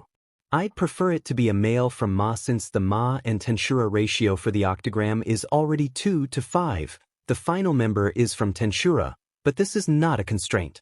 It'll be fine even if the character is from Tensura.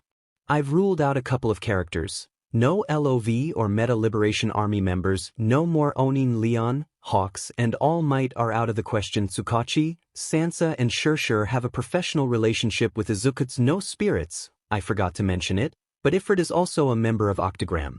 He'll come in the next 2 chapters. So far, I've considered Guy and Moss, but they're both from Tensura and I can't come up with a satisfactory encounter between either of them and Izuku.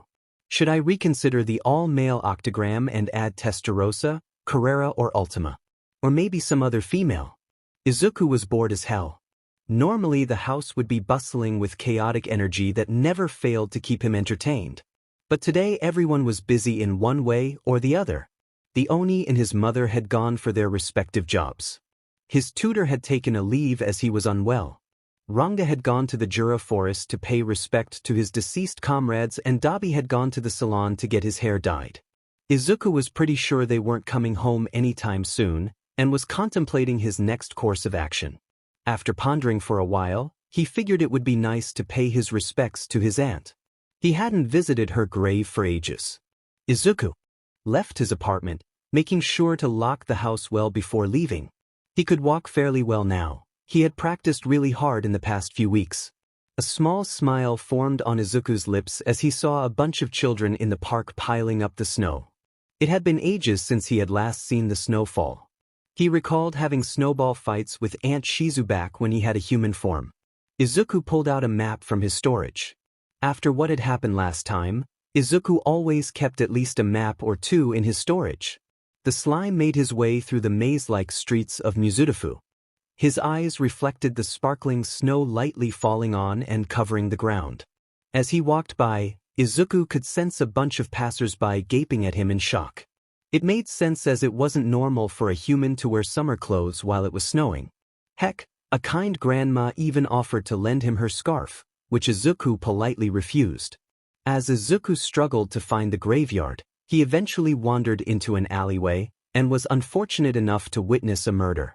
Izuku stared in horror at the victim, his blood splattered on the ground. The victim's heart was no longer beating, which meant there was no hope for Izuku to save him.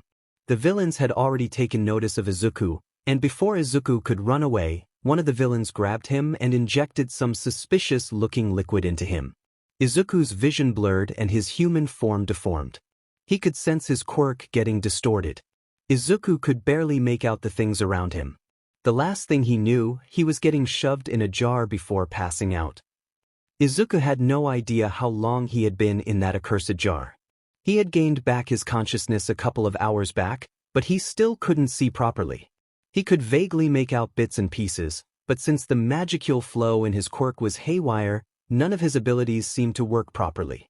In fact, it was a miracle that he was even able to use his magic sense, albeit not properly. Izuku could vaguely make out a couple of things. He was in a large room which was fairly empty. The jar he was stuck in was placed on a shelf with a bunch of torture weapons. But what was most alarming was the fact that a child no older than 8 was bleeding at the corner of the room. The child's heartbeat was dwindling as each second passed, and if Izuku did not do anything soon, the child would die. Izuku pushed the wall of the jar with all his might. The jar toppled, making it easier to roll. Since the jar was placed at such a height, Izuku easily rolled the jar over the edge and fell over. The jar crashed, the shards flying all across the room, some of them slightly grazing the slime. Izuku was finally freed from the confined space. The slime stretched his tendril-like arms as the injuries caused by the glass pieces slowly regenerated. It seemed that his quirk had started to stabilize, though rather slowly. Izuku turned and groggily moved towards the child, stopping right in front of the child's face. He panicked as he sensed the child's heartbeat slow down. There was only one way to save the child, but the method was all hypothetical. Izuku's quirk allowed him to gain the characteristics of the matter he ingested, be it organic or not. This meant that his body itself had an insane amount of healing properties, not just because of his self-regeneration abilities, but also because of the sheer amount of medicinal plants had absorbed. So theoretically, by infusing a part of his slime with another person, the slime's healing properties would speed up the recovery process of said person on a whole other level. The slime would also make up for all the blood lost. But again, Izuku had never tested it, only because his ointment was so potent that there was no need to test this theory. Nevertheless, this was a desperate situation solely because of the fact that Izuku's quirk had been disrupted, most likely because of the drug the kidnappers had previously injected in him, and because of this, Izuku could not access his storage skill where the ointment was kept. Although his quirk was stabilizing, Izuku was still unable to use most of his skills, for they required precise magical control, which was not possible at the moment. Izuku made his way towards the broken jar. In order to infuse himself with the child, Izuku would have to split himself, which could be easily done with the sharp shards that were lying around. Izuku hurried his pace. The child's heartbeat was so slow that Izuku was surprised he was even alive at this point. Izuku grabbed the nearest shard and approached the child again. He sliced himself into two and placed the piece of slime over the gash in the child's stomach. The piece of slime entered the wound and a layer of flesh started forming over it. Izuku prayed that his theory was correct, but it was up to fate to decide that. Izuku impatiently listened to the child's heartbeat. Every second that passed by felt like an entire decade. There was no sign of any improvement in the child's condition. And then his heartbeat stopped. Izuku stared at the floor. He had failed. His theory was incorrect. Negative thoughts flooded his mind. If only, and then he heard it, the sound of a heart beating. The child was alive. He was alive and breathing. Izuku sighed in relief before splotching on the ground. The nerve-wracking ordeal had drained all the energy out of him. Izuku relaxed, focusing on the flow of magicules in his surroundings as well as the child's heartbeat. The next few hours were spent by Izuku in silence. The child had shown no sign of waking up. Izuku's quirk still hadn't stabilized. He could take on his human form now, but the rest of the abilities still lied dormant. Izuku observed the unconscious child. The child had messy white hair that reached his shoulders. He had a set of long eyelashes the same color as his hair. His complexion was pale, but that was a given, for he had just lost an insane amount of BLD. His shirt was drenched with BLD. Izuku could see a bunch of visible scars in his arms, which would probably fade away once the slime that Izuku had infused finished healing his major wounds. A pair of gray eyes curiously stared at the slime. The child was contemplating whether the strange creature was edible. Letting his hunger take over, the child proceeded to grab Izuku. Izuku bounced away in surprise, not expecting the child to try to grab him all of a sudden. "Hey, what was that for?" he exclaimed. "The food is talking." The child could barely muster up the energy to speak. "Hey, I'm not something to be eaten," stated Izuku. The slime transformed into his human form and added, "See, I'm human, just like you." "So no food?" Izuku shook his head. "You might have to wait for a while. Once I regain my abilities, I'll get you something to eat." The child slowly nodded. "I'll wait." The two of them sat in awkward silence. None of them uttered a single word. So Izuku started, "What's your name?" "I don't have one." Mother said bad children weren't given names. "I don't think you're a bad child." "You don't?" "Yup, but I have a quirk." "Doesn't that dash?" The child broke into a fit of coughs. "Doesn't that mean I'm a bad child?" "I have a quirk too. But am I a bad person?" Izuku raised his eyebrow. 80% of our world's population has a quirk. Does that mean 80% of the entire world is bad?" "And no, but does that mean Mother lied?" Izuku got up and ruffled the boy's hair. "Having a quirk does not mean being bad. Whoever said this just wanted to be bully. You are not a bad person." Izuku gave the child a big smile in order to cheer him up. "Anyways, since you don't have a name, what should I call you?" "I don't know." "Then how about I give you a name?" "You would do that for me?" "Yep. From now on, your name will be 𝐬𝐸𝐽," Izuku declared. "𝐬𝐸𝐽, all right. I haven't formally introduced myself yet. How silly of me. I'm Izuku.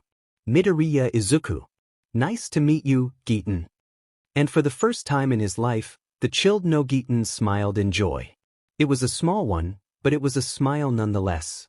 But this happiness was short-lived, for the doors of the room burst open and a frizzy-haired woman entered, her heels clicking with every step. The woman walked by Izuku, ignoring his very existence, and instead approached 𝐬𝐸𝐽. She grabbed 𝐬𝐸𝐽 with both her arms, her nails digging deep into his shoulders, causing them to bleed. "My son," her voice sounded desperate for some reason. "You are a bad child, a very naughty one, but your mother wants to give you a chance." Izuku heard some shouts and the door bang outside. "Mother," said 𝐬𝐸𝐽. "You lied." The lady was taken aback from these words. "What are you talking about? You said that I was a bad child for having a quirk, but Izuku said that lots of people have quirks and quirks are not a bad thing." The lady finally registered Izuku's presence. She turned around and slapped Izuku as hard as she could. I don't know what silly idea you put in his head, but I'll make you regret this," she hissed. She turned back to 𝐬𝐸𝐽 and added, "Listen, my son. There are a couple of bad people outside who want to hurt your mother. If you want to be a good boy, use your quirk on those bad people and stop them from coming." "No," said 𝐬𝐸𝐽. "You dare disobey me." 𝐬𝐸𝐽's eyes glowed as he activated his quirk. The walls crashed and piles of snow flooded inside the room. The ice encompassed the lady, rendering her immobile. "What do you think you're doing?" the lady shrieked. "Mother, you're a liar and a very big bully. You hurt me, tortured me till I was almost dead, and most importantly you hit Izuku. For that I will never forgive you. You have sinned, and the only to atone is death." Getting the gist of what was to happen, Izuku grabbed 𝐬𝐸𝐽's hands and shook his head. "Don't hurt her. That would make you no better than her," he said. Hearing this, 𝐬𝐸𝐽 stopped immediately. He retracted the ice enclosing his mother, and this was the cue for the heroes to enter. Dozens of pro-heroes stormed into the room and took their fighting stances. The heroes tensed at the sight of the two children, not knowing whether they were friend or foe. It was only when the number 15 hero recognized one of the two kids that the heroes relaxed a bit. "Kid, what are you doing here?" the hero asked. "Oh, Shishido." "Great timing," said the Izuku. The hero sighed. "You got another stray again, didn't you?" "Yup." "Alright. Once this is over, I'll drop you back home, okay?" "Okay." The two of them seemed to have forgotten that there was still trouble lurking around. The frizzy-haired lady who claimed to be 𝐬𝐬𝐻's mother stabbed a syringe in 𝐬𝐬𝐻's arms and hastily injected the contents in the boy. "𝐬𝐬𝐻!"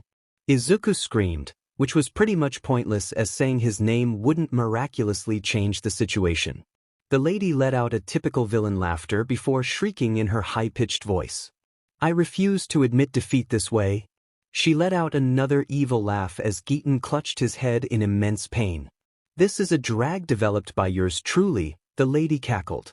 "It deprives you of your rationality and drives your destructive dispositions. In other words, the result of the drag is a ravaging monster." The lady turned around and walked towards the hole in the wall previously created by 𝐬𝐬𝐻. "Enjoy the treat, suckers," she said before falling backwards, plummeting to her death. Izuku stared in horror at her bleeding body, only to be snapped back to reality by 𝐬𝐬𝐻's scream. One of the heroes grabbed Izuku and dragged him away from the room, or at least, he tried to do so. "This place isn't safe for you, kid. It's best if you stand back," the hero said. "Oh, let me go. That's my friend in there." Izuku failed to keep his strength in check and accidentally broke the hero's arms. Izuku rushed back to the room, only pausing once to apologize to the hero he had injured. Izuku barged into the room where the fight was taking place. The sight wasn't appealing in any manner. Most of the heroes were suffering from a frostbite. Those who possessed fire quirks were either trying to attack 𝐬𝐬𝐻, only to fail miserably, or were tending the other heroes. Izuku racked his brains in order to think of a solution. His quirks still hadn't stabilized, so his presence was pretty much useless in the battle. If only Dabi was here or Bnha. "Sir, if I may, I believe that I may be of assistance," a voice whispered in Izuku's head. "Who are you?" muttered Izuku. "I am but a lowly lesser spirit. Humans refer to us as the fire spirit Ifrit." "Fire spirit as in Aunt Shizu's quirk." "Indeed. But how will you be able to help us? I don't want you to go berserk on us like last time. Having to fight another overpowered, out-of-control person is the last thing we need right now. There is no need to fret about that. Your aunt simply lacked the amount of magicules required to completely utilize my power. But you, my lord, have an entire lifetime's worth amount of energy currently at your disposal, and I suspect that the amount would only grow as time passes. If you make a contract with me, the chances of me going out of control are nil. If I make a contract with you, will we be able to save everyone here?" "That is correct." "All right, state your demands. I'll form the contract." A piece of paper floated in front of Izuku. A long list of terms and conditions were stated. Izuku didn't bother reading a single word, for the situation didn't call for it, and hastily signed at the end of the document. Once the document was signed, the paper flashed and transformed into a ball of light and etched into Izuku's soul. "If you wish to summon me, call out my title." Izuku nodded and said, "Summon Ifrit." Izuku looked back at the battle and his eyes widened as 𝐬𝐬𝐻 sent a large icicle towards the heroes. If the heroes failed to defend, which they probably would, then they would gain a large amount of damage. But before the attack could reach them, a large inferno of flames blocked the attack. Huge amounts of steam spread over, obstructing everyone's line of sight. Once the mist cleared, the heroes could see a large flaming beast standing in the middle of the room, blocking every attack that 𝐬𝐬𝐻 was sending. Shishido recognized the creature from a couple of months back, and could only sigh in annoyance. "Kid," he stated, "what did you do this time?" "Don't worry. He's friendly." "At least I hope so," said Izuku. "Alright, I'll let you help us deal with this." Heroes fall back. Unfortunately, the heroes didn't listen. There was no way they were going to leave this to a child, possibly because their pride didn't allow them to.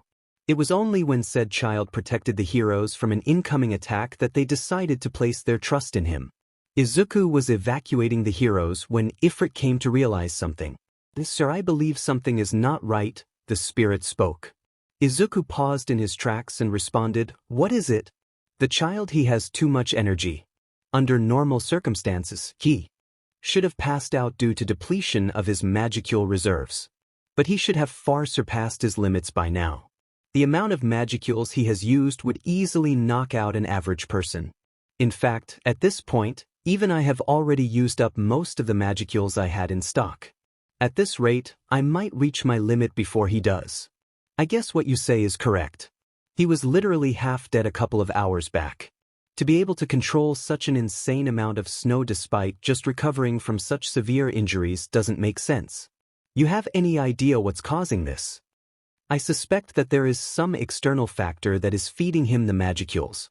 "External factors? Wait, you got something, milord?" "Yeah, I infused my slime with him in order to save him from dying." "No wonder if that's the case, then I have an idea." "Fire away." "The slime inside the child's body can act as a gateway to his mind. With this, my lord can enter his subconsciousness and help him regain control." "That does sound feasible. But I'll need time. It will need a lot of concentration to enter his mind, especially since I have never done this before. Moreover, the magicule flow of my quirk is still distorted. It will be hard to get them under control in a small amount of time." "Understood. I'll stall for as long as you need." Ifrit stood in front of Izuku, attacking 𝐸𝐽 all while protecting the slime from any surprise attacks. Izuku closed his eyes and tried to link his mind to 𝐸𝐽's. It was hard, especially since his concentration broke every time his enhanced senses picked up any startling movement. After what seemed like ages, Izuku finally entered 𝐸𝐽's mindscape. The place was breathtaking. The sunlight illuminated the snow covering the trees. The forest was completely desolate, but the silence wasn't unnerving. The soft wind was soothing to the mind. Izuku shook his head. Now was not the time to be relaxing. He had to look for 𝐸𝐽. The slime started walking. He had no idea where he was going, but he trusted that his intuition would miraculously guide him to where 𝐸𝐽 was.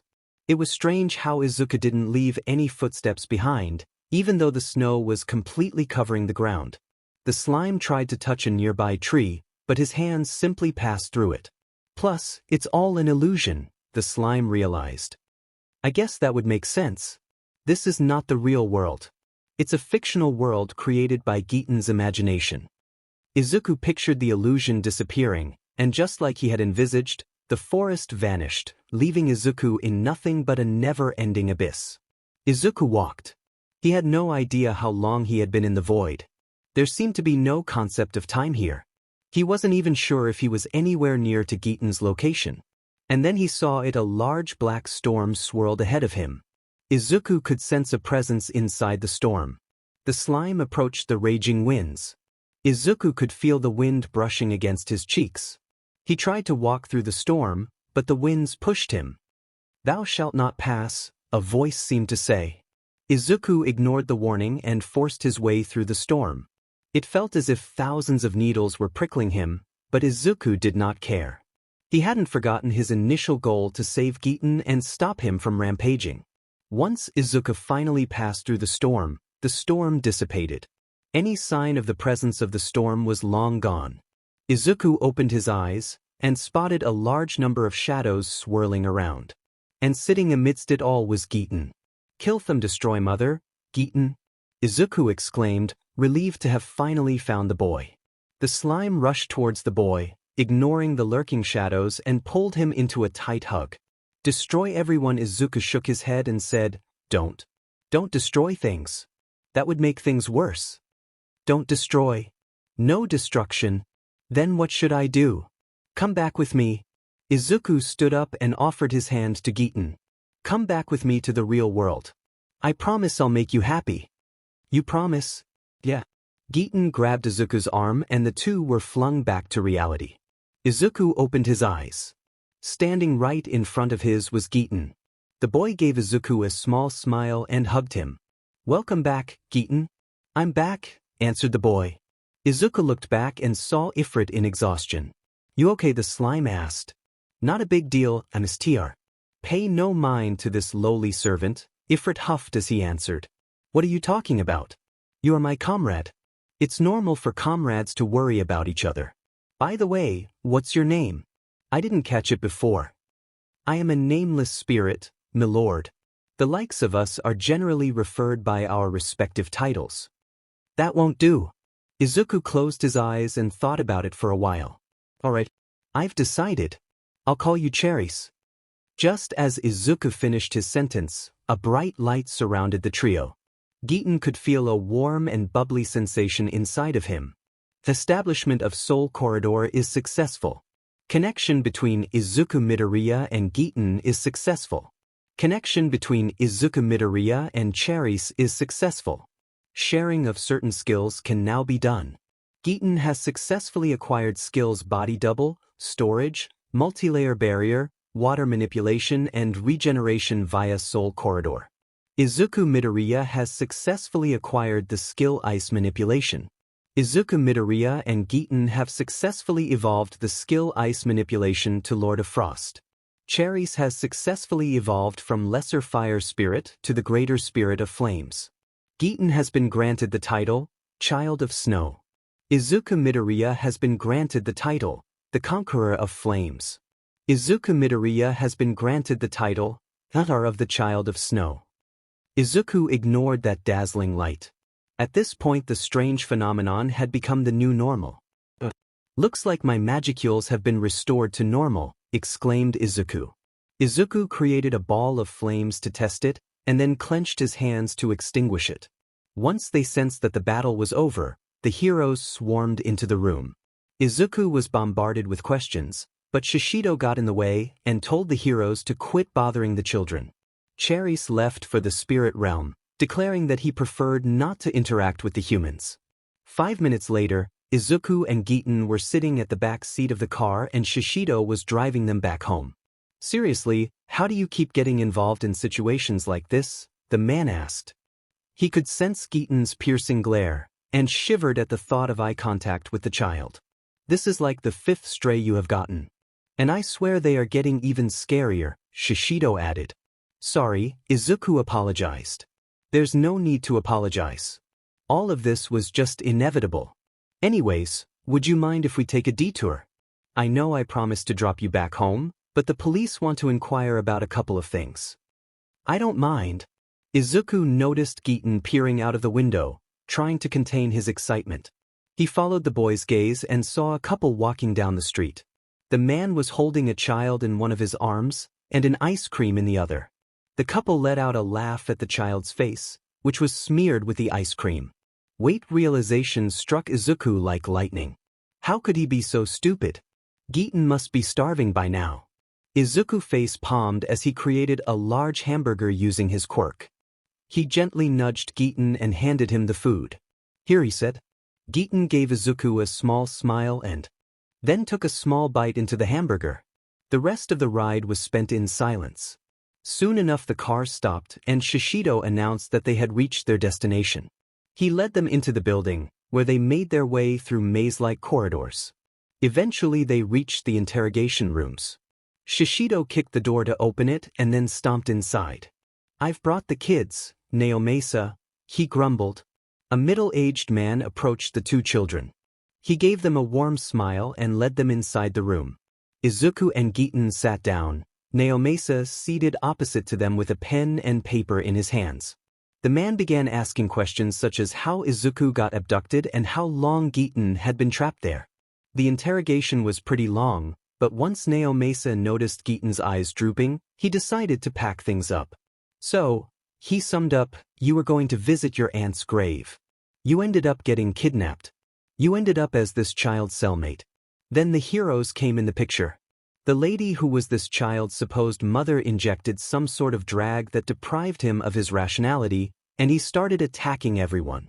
And then you used your aunt's quirk and defeated him. Is that correct? Yeah, Izuku responded. The detective looked puzzled. You said that you have a quirk license, right? Yep. It gets pretty inconvenient for me to do things in my slime form, so the government issued me one. If that's the case, then why didn't you use your quirk on the kidnappers? Did they catch you by surprise? Kind of they used some sort of drag on me. This intrigued Naomasa. The man leaned forward and supported his head on his hands. What kind of drag? The drag stopped me from using my quirk. Interesting, 𝐒𝐻𝐽 jotted the new piece of information down and added, tell me more about it. The man glanced at 𝐬𝐽, who was now struggling to stay awake. Actually, hold on a minute. He pulled out his phone and called one of his colleagues. Sansa, could you bring an air mattress to the interrogation room? I feel like we're gonna be here for a while. 𝐒𝐻𝐽 hung off the call. I hope you don't mind staying here overnight? I don't mind, Izuku responded. Alright, let's get back to the main topic. Tell me more details about the drag. How did you feel once you couldn't use your quirk? Could you still feel your quirk? It was kind of like, let's consider that our quirk runs on some sort of energy. The energy is like the flow of water in a river. Now let's suppose that there is a huge boulder that is blocking the river flow. The water will stack up against the boulder. After some time, small quantities will flow out by changing their direction.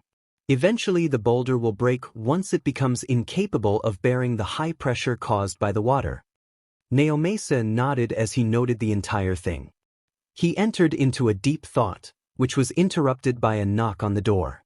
Sansa entered, dragging 2 air mattresses along with him. Sorry to interrupt. Where should I place these? The man asked. Just set them at that corner over there, said 𝐒𝐻𝐽. Izuku stood up to help the newcomer. Once the sleeping arrangements were done, Izuku picked up a half-asleep 𝐬𝐽 and placed him on the bed. He gently brushed the boy's hair off his forehead and whispered a soft goodnight. Izuku then went back to join 𝐒𝐽. Let's continue where we left off. The detective nodded and then started speaking. To put it simply, your quirk was not sealed. Rather, an external factor was just preventing you from using your quirk, and you could still use a small part of it. That sums it up, Izuku confirmed. Is something the matter? Yeah. There's something I can't place my finger on. You said that all this happened today, right? That's right. And you have completely recovered your quirk? Yup. That's what is weird. Izuku gazed quizzically at the detective. What do you mean? 𝐒𝐻𝐽 sighed. I know I shouldn't be telling you this, but since you are already involved in this, I might as well let you in on it. We have received reports on a couple of people who have lost their quirks. They said that they were injected with some drag, the same drag that you were injected with, but the thing is, unlike you, they didn't recover their quirk for days. Izuku widened his eyes. Wait, there are more of these cases? Unfortunately.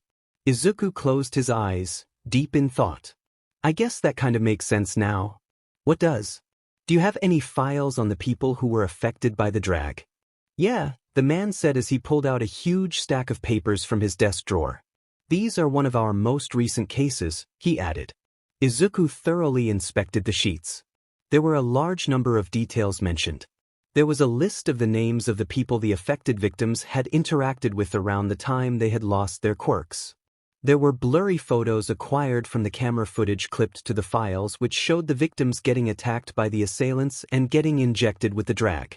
Izuku scrunched his eyebrows. The assailants seemed quite familiar to Mr. Tsukachi, Izuku said as he set the sheets onto the desk. According to the files, most of the victims turned out to be pro-heroes, correct? That's right, kid. Is there something wrong? No.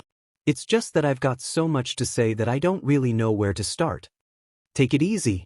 We've got a lot of time on our hands.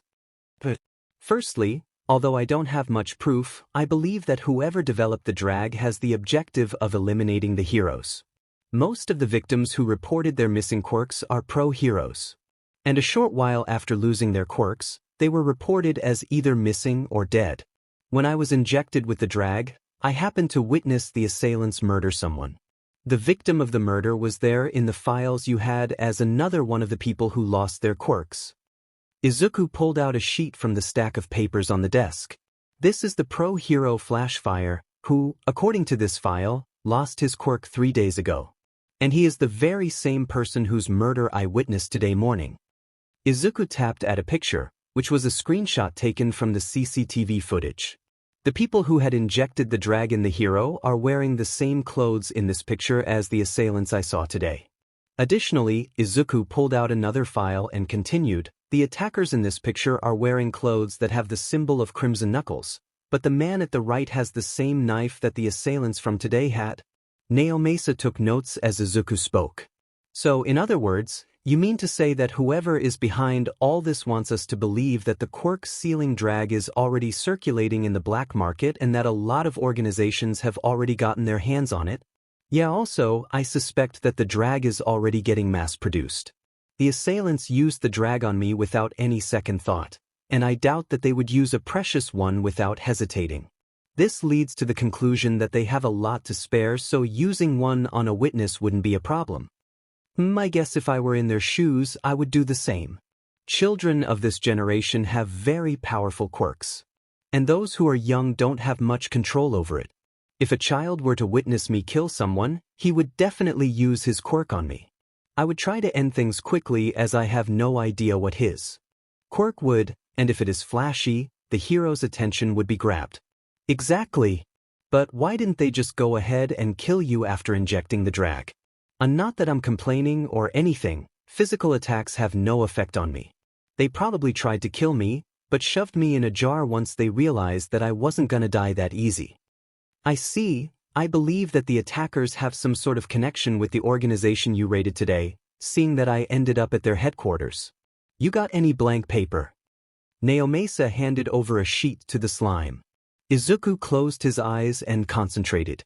Just as he had pictured, the image of his encounter with the assailants was projected onto the paper. Were these a part of the villains you captured? 𝐻𝐬𝐽 observed the pictures, and then shook his head. Figures, commented Izuku. These were the two who attacked me earlier today, as well the assailants in some of the camera clippings have a similar stature. I suspect that there is a group behind all of this. Also, I believe that all of this started as a cover-up of an accident. Izuku pulled out the file of the oldest case.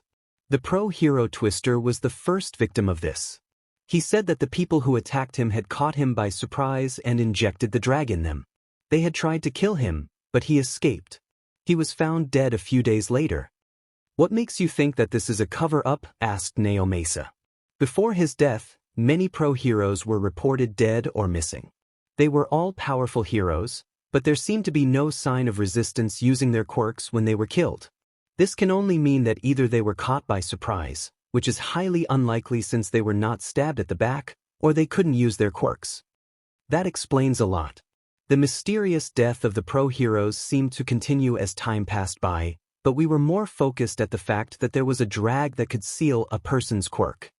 They must have used the cover of different groups while attacking the heroes to make us believe that more than one group has their hands on the drag, and that would make the police get off their tracks?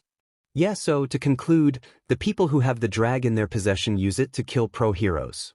They failed to kill the pro-hero Twister and word got out about the drag, so now they use the names of different organizations while attacking the victims and sometimes let them go so that we don't end up figuring out the fact that the same person is behind the deaths of the heroes. Moreover, to make the idea more believable, the assailants occasionally kill a bunch of civilians as well. Also, it seems that the assailants are partnered with the organization we raided today, given that you ended up at the organization's base rather than the headquarters of the assailants. Yeah, the only question left is that who the assailants are and which organization they are from. Cerberus, a voice said from behind. Izuku turned around to see 𝐻𝐬𝐽 sleepily rubbing his eyes. Good morning. Did you sleep well? Izuku asked. 𝐻𝐬𝐽 slowly nodded his head in response. 𝐻𝐬𝐽 scratched his chin. Cerberus. Izuku turned back his neck. You know about it? Oh. This is the first I've heard of it. Izuku looked at 𝐻𝐬𝐽.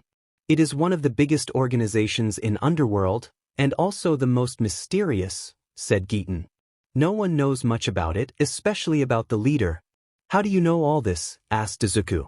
Mother used to rant on how much she hated the embassy from Cerberus, and that they had no ounce of respect whatsoever. 𝐈𝐧𝐿, said 𝐻𝐬𝐽. Speaking of your mother, I ran a background check on you a while ago and it seems that that lady was in fact not your biological mother. Mother is not my real mother. As far as the records state, no. Then, your real mother is dead. She was killed when you were little, and your only relative refused to take you in, so you ended up at the orphanage. Who is my real mother? Your mother is Yuna Himura.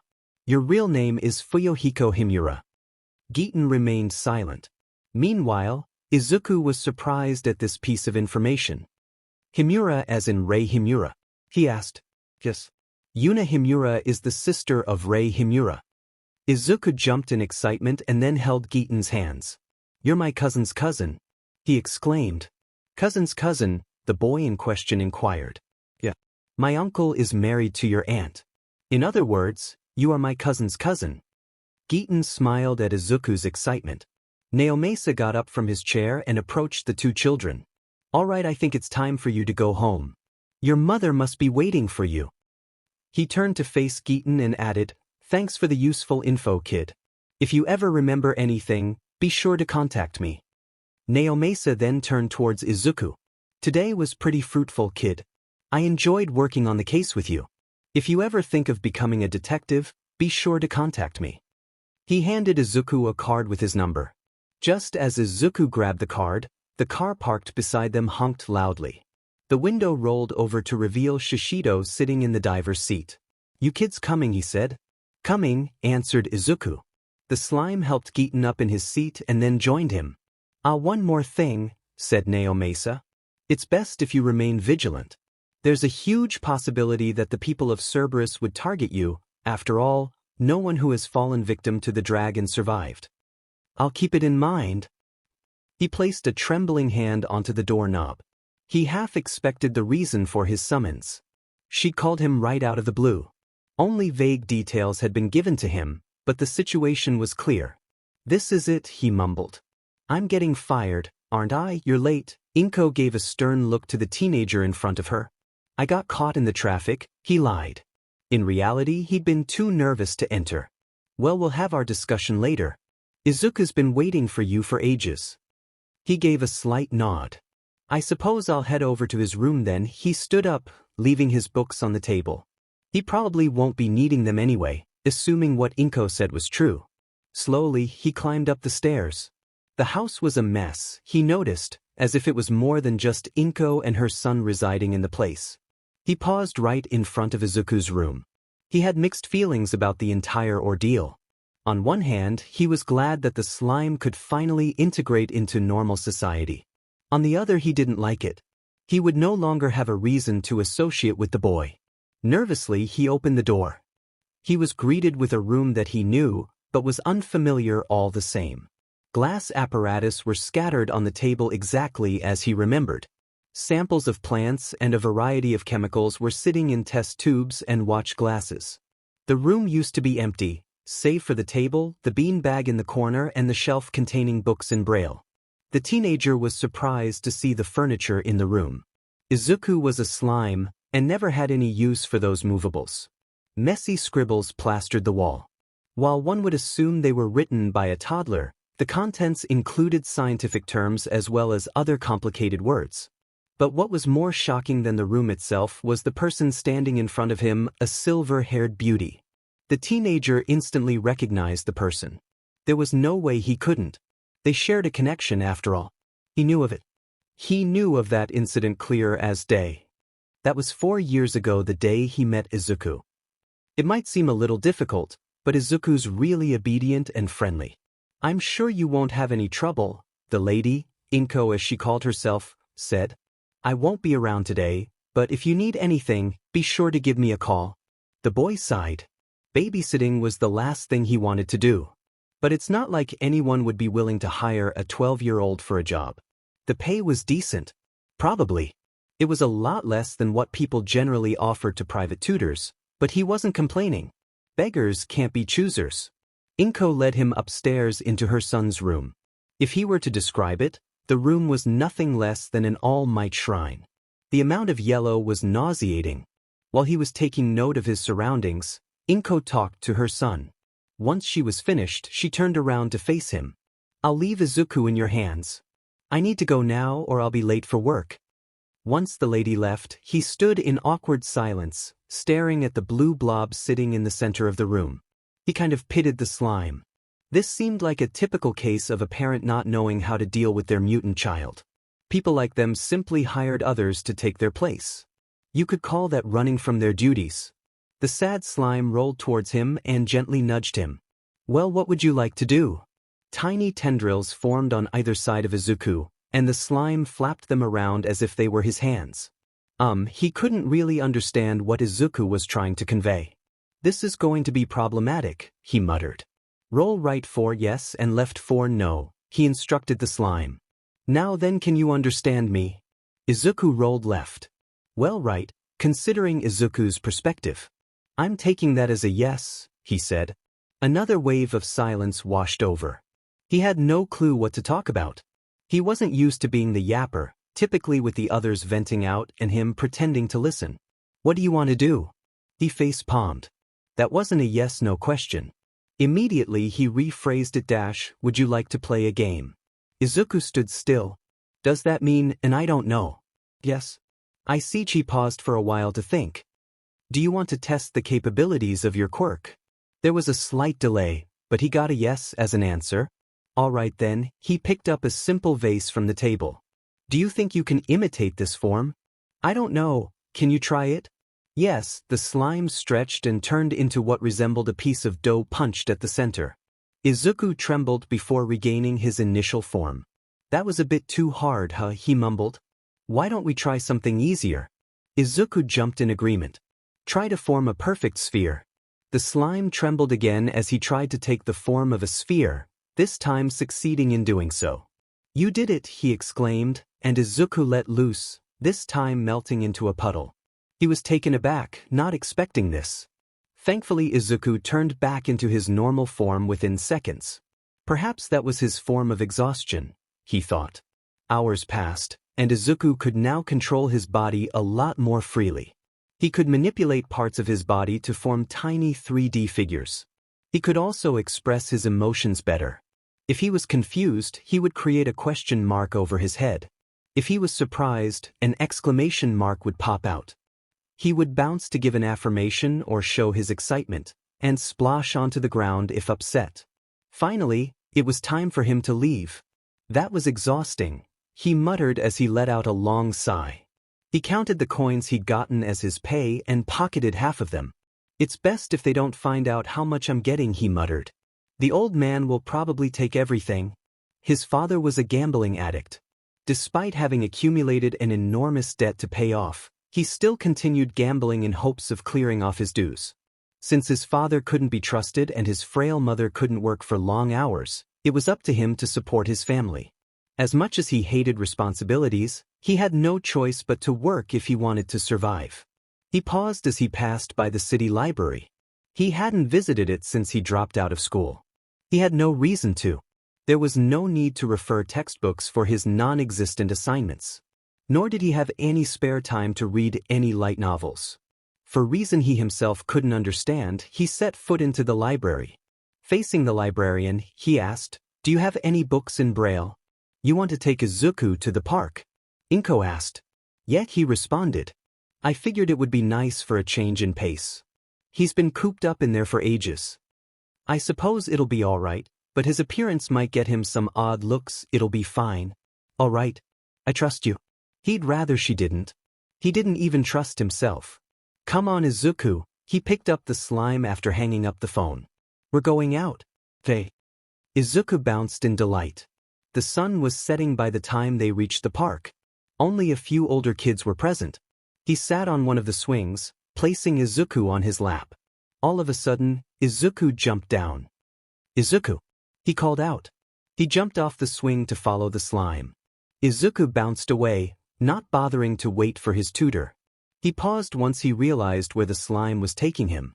Right behind the park was a kitten, bloodied and bruised. The poor thing was being ganged on by a bunch of teenagers. Anger surged through him. Deep breaths, he told himself. Deep breaths, he could sense his berserk side threatening to let loose. Izuku gently nudged him. He could practically sense the slime's non-existent eyes begging to save the kitten. Calmly assessing the situation, he concluded that he could not best the teenagers in a fight. They were far too big. And without his quirk, there was only one way hidden behind the wall. He spoke loud enough for the teenagers to listen. "Over here, officer," he said. "They're beating the little thing up." One of the teenagers cursed under his breath. "They called the cops," he said. "Let's get out of here." The teenagers scurried away, leaving the poor kitten alone. Izuku immediately ran towards the kitten, gently nudging it in hopes of waking up. Confused why the kitten wasn't moving, the slime turned to face him. "That cat," he said, "will never wake up." Izuku looked back at the kitten, downcast. Just then, with a flash, the cat dissolved. He stared in astonishment as Izuku disappeared, and in his place was a kitten, built similar to the deceased feline, the only difference being the color of its fur black with splotches of bright blue, exactly the shade of Izuku's slime form. "This is more troublesome than I thought," he muttered, dialing a number on his phone. "Yeah, we have a slight problem," he told 𝐭𝐽𝐾𝐽. Taking the form of other beings, gaining new abilities by absorbing different substances, and perfectly replicating anything he consumes, 𝐭𝐽𝐾 summarized. "I'd prefer to keep his abilities a secret." He nodded in agreement. Creation quirks are sought after by villains and heroes alike. "I heard a girl awakened one recently. She's been targeted ever since." "You'll keep it a secret, won't you?" "Of course," he said. Well, he had had a slip of tongue a while back, but it's not like anyone would remember the words of a 12-year-old, right? "This is the first I've seen a quirk this versatile," 𝐭𝐽𝐾 continued. "But I'd rather he had a normal quirk. At least then he'd had a somewhat semblance to a human. I mean, there's no hope for him right now. To get a human form would be to kill a human." He cast a side glance at Izuku, who was basking under the sun in his cat form. "Well, he seems pretty content as a cat," he said.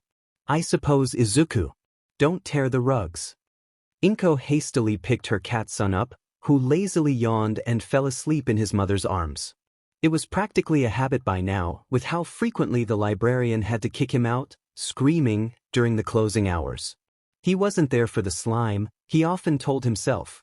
Yet he found himself back to that gigantic building every evening. "Doesn't hurt to learn something that might aid me in potential future jobs," he reasoned. Most definitely not there for Izuku. After getting shooed out of the library for the millionth time, he settled down near the lamppost, reading the books he'd issued under the flickering light. It's not like anyone would notice if he didn't show up at home. They didn't care. To them, he was a burden if nothing else. With a mother so distant and a father so useless, it wasn't a surprise he envied the bond Izuku and 𝐭𝐽𝐾 shared. He didn't belong with them, no matter how accommodating they were. That's the cold, harsh truth. As he turned the pages, a sense of unease took over him. Something was wrong. Right on cue, his phone started ringing. "Izuku," 𝐭𝐽𝐾's panicked voice came from the other end. "He's missing." He had an inkling on who it was. But why should he care? He had nothing to do with, it was his fault. He had unintentionally slipped out. "It's too late," he mumbled in a small voice. The villains who held Izuku captive were no small fries. They were the big deal, and even pro-heroes would struggle holding their grounds against them. "It's no use," he wanted to tell 𝐭𝐽𝐾. "Izuku's never coming back." But he couldn't find his voice. Guilt, anguish, misery, and most importantly anger. The negative emotions consumed him, and his other side, one he'd swore never to let loose, took over control. "To touch what is rightfully mine," he cackled. "Your deaths won't be easy." One might consider barging into a villain's base without any prior planning reckless. He didn't care. One of the villains immediately pointed a knife at his throat as he casually strolled into their hideout. His guard was down though, he discerned. The villain was underestimating him due to his small stature. He grabbed the knife with one hand, its sharp edge piercing his palms. The villain flinched, clearly not expecting him to be that reckless. Yet this moment's hesitation cost him his life. Getting stabbed by his own blade, the last thing the villain saw was the merciless glare of an enemy. The other villains gathered upon hearing the commotion. Calmly assessing the situation, he concluded the villains harmless. Their large figures didn't bother him in the slightest. All he saw were targets, and targets were meant to be eliminated. The next villain that approached him found himself incapacitated immediately. Not one could follow his movements. Before anyone else could react, he himself approached one of them, and clutching the villain's head as tightly as he could, he ripped it out, killed his opponent instantly. Acknowledging his as an enemy, the remaining villains attacked him altogether. Many of them charged at him head-on, whereas the remaining fired projectiles aimed at his vitals. It took them a while to realize their attacks were harmlessly bouncing off his skin. They paused, gaping at him in shock. "You done?" he asked. None of the villains responded to his simple question. "In that case it's my turn." In a flash, all the villains, save for one, collapsed onto the ground, no longer alive. He glared at the sole survivor. "Where's the slime?" he growled. Downstairs, the terrified villain stuttered. He followed the villain to the room that held Izuku captive. Upon seeing the familiar face, Izuku rushed towards him and jumped into his arms. "Thank goodness you're safe," he mumbled, barely audible. "Now then," he turned towards the survivor who was sneakily attempting to escape. "Where do you think you're going?" The villain turned as pale as a ghost. She tried to come up with an excuse. "Since you were so compliant, I'll give you the luxury to choose your last words." Spare me. That I cannot do.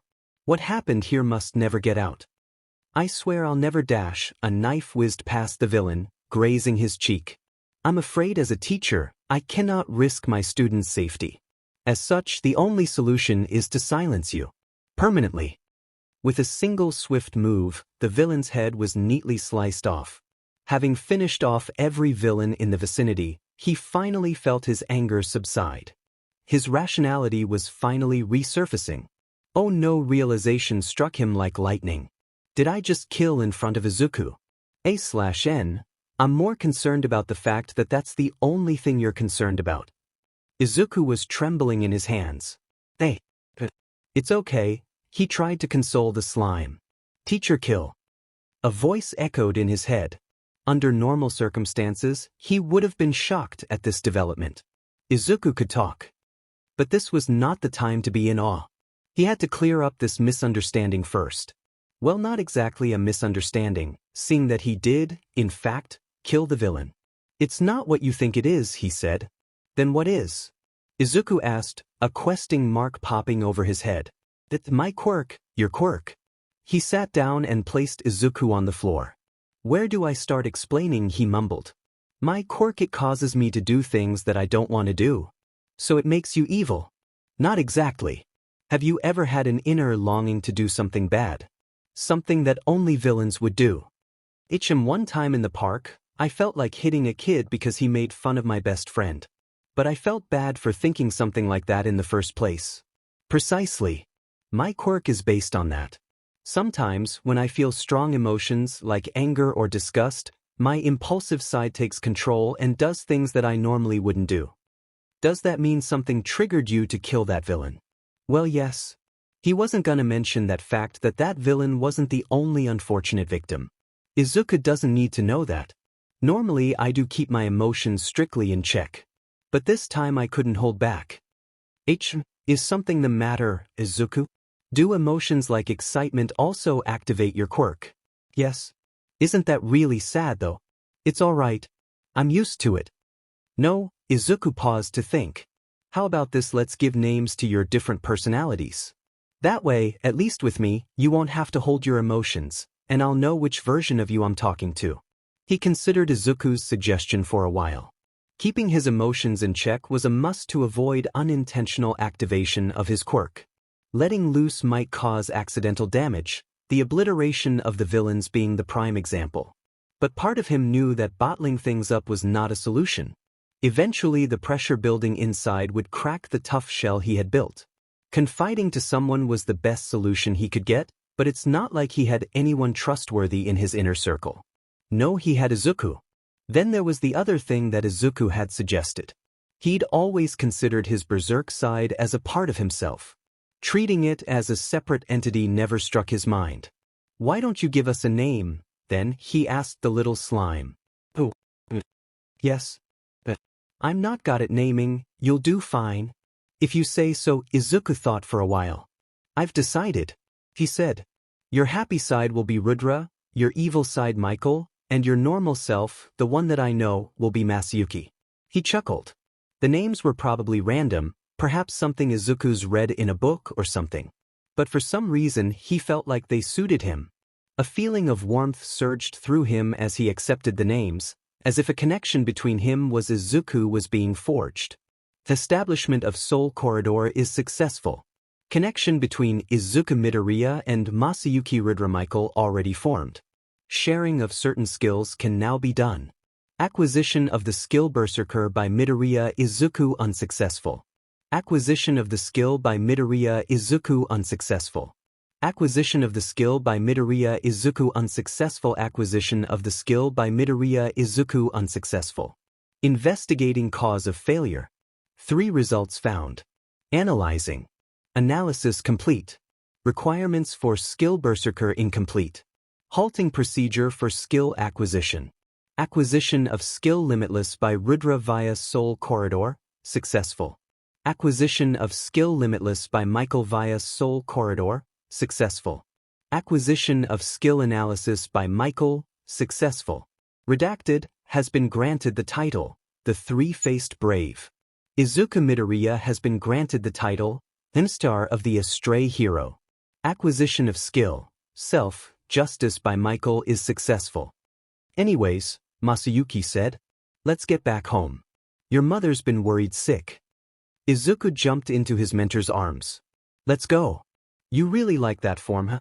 Masayuki said, staring at Izuku as he played with a ball of yarn. The cat, Slime, struggled as he tried to untangle himself, ultimately resorting to transforming into an iguana to escape. /N. Frank, anyone. Masayuki chuckled at the sight. This warmth won't last forever, he knew that very well. But until he is no longer needed, he will do everything in his power to kindle the flames of the hearth. Or, Michael's voice echoed in his head. We can simply abduct Izuku when the time comes. Shut up. Masayuki and Rudra chorused. Now, about 4 years later, Rudra was genuinely considering Michael's idea. No way. Masayuki screamed at his other selves. We have morals. Want me to spell it for you? Plus, Izuku will be sad. As Masayuki was having an internal battle, Izuku was explaining his research on some magical quirk theory, which, in all honesty, did seem pretty interesting. Shame that he won't be there to see it to the end. Izuku probably won't be needing him to tutor him anymore, seeing that he'll be joining a normal school sometime soon. Izuku, 𝐒𝐽 entered the room. Can you give us a minute? I need to talk to your teacher. Okay, Mom. Once Izuku walked out, 𝐒𝐽 gave Masayuki a serious look. I believe you understand the situation now, 𝐒𝐽 said. Grimly, the teenager gave the woman a nod. I understand, Masayuki said. So how long do I have? A week's time will be fine, right? He'll have to start school right after. 1 week, that's how long he has left with Izuku. Anyways, 𝐒𝐽 continued. How old are you again? 16, Masayuki responded. 𝐒𝐽's expression turned even more serious. I understand things have been difficult for you for the past few weeks. He knew what the woman was implying. His parents. Both of them had passed away in a car crash a few weeks back. Thus Masayuki had taken a break from his job.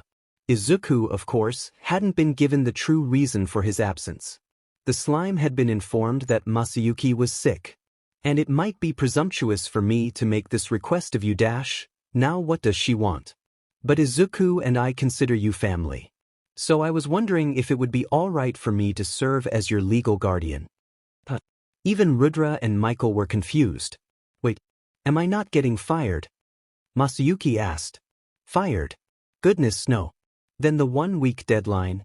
To improve Izuku's handwriting, of course. He might possess an intellect suitable to attend school, but there's no way I can let Izuku go with such ghastly scribbles as his penmanship. Anyway, about the guardianship. Sure.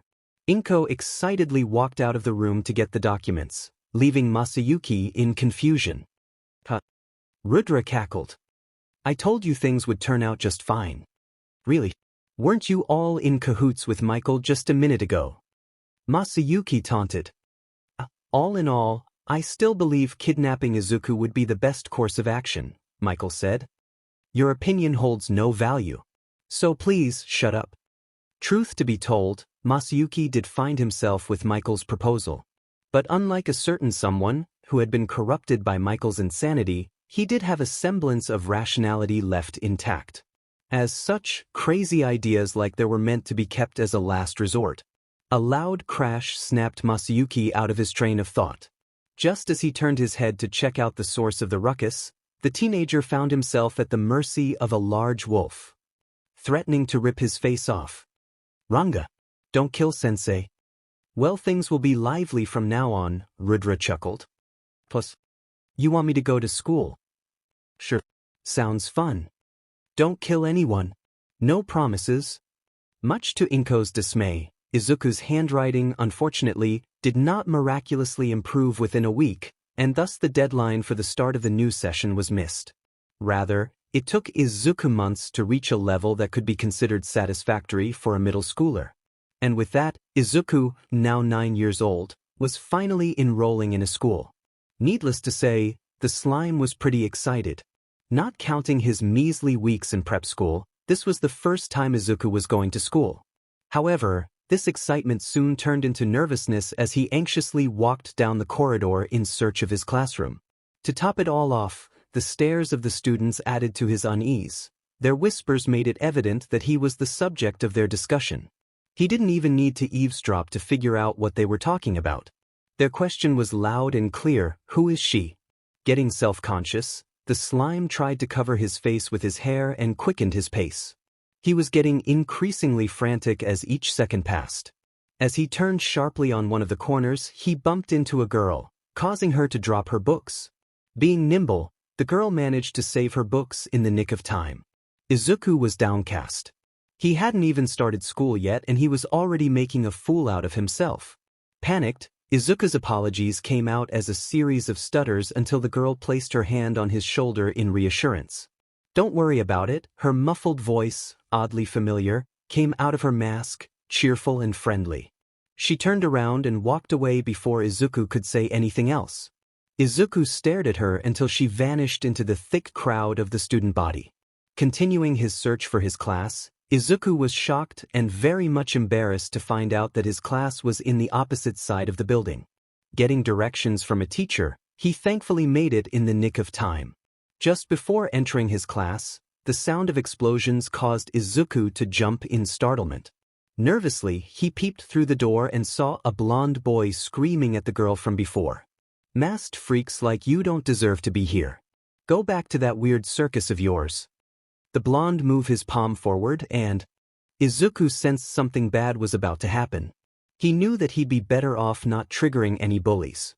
A single mistake might ruin his entire school life. But his conscience wouldn't allow him to leave that girl alone. Knowing he didn't have the luxury of time to contemplate over his decisions, Izuku did what he knew was right. Traversing through the shadows, the slime appeared in front of the girl right in the nick of time. The explosion targeted at the girl was deflected by Izuku's barrier. "The hell do you think you're doing, extra?" the blonde growled. "I could ask you the same thing," Izuku snapped back. "None of your business." The boy pulled his arm back for a punch, which Izuku caught with a single hand. He tried to yank it free, but Izuku's grasp was far too strong. Getting bested by a girl, one of the guys in the class snickered. Both Izuku and the blonde turned red, albeit for different reasons. Shut up," the blonde hissed at the guy.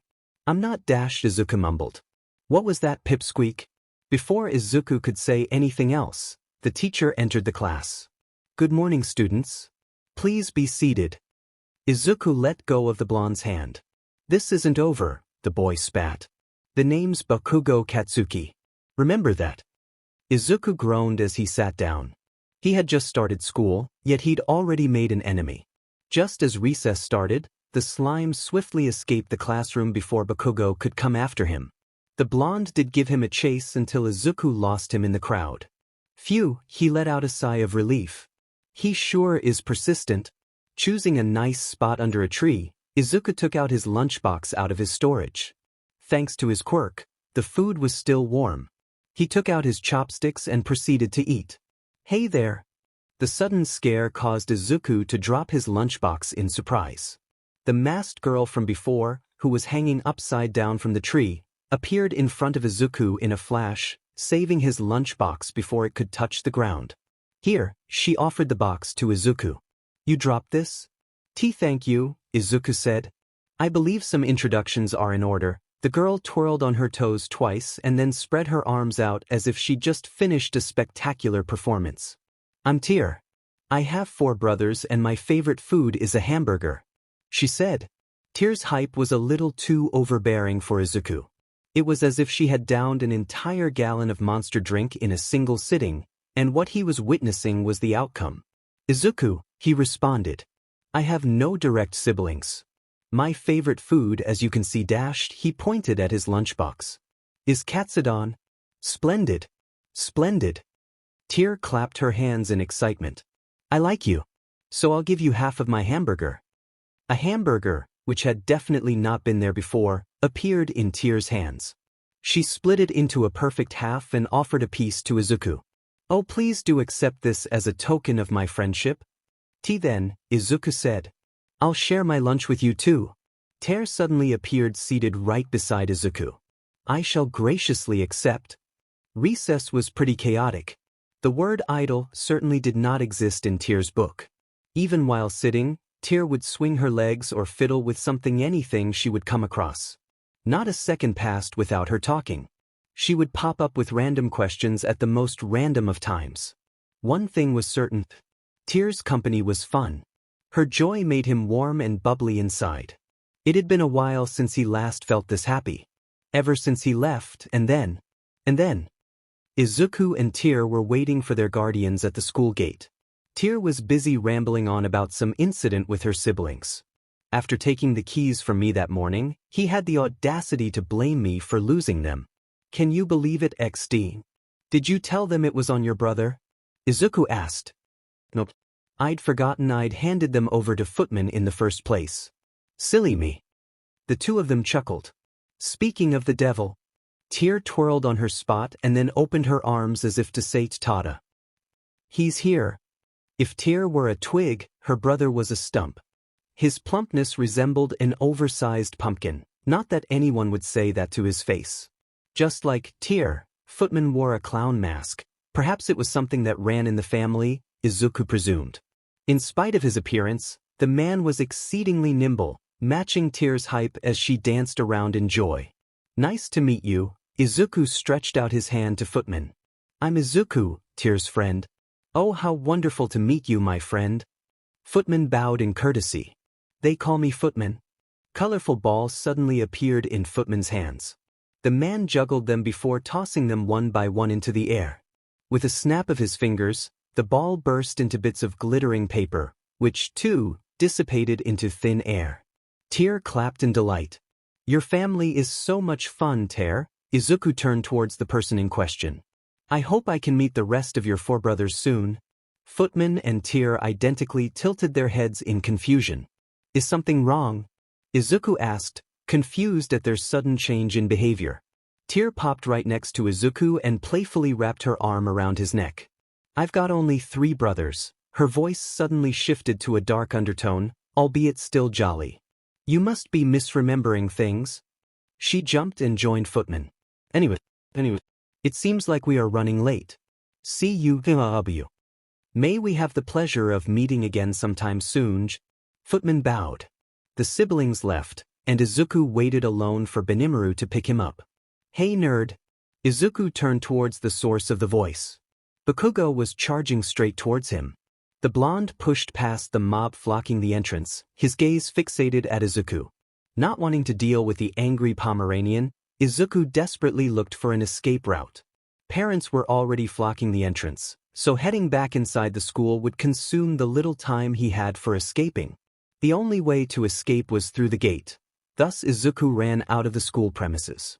Bakugo gave chase, being exceedingly persistent. But eventually he lost sight of Izuku. Arg, he kicked a stray bottle in frustration. That's slippery bstard. Let's see how long he can run away.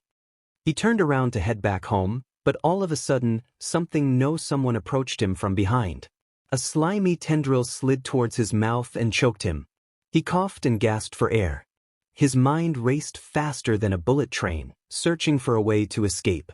Bakugo activated his quirk in a desperate attempt to save himself, but it was all in vain.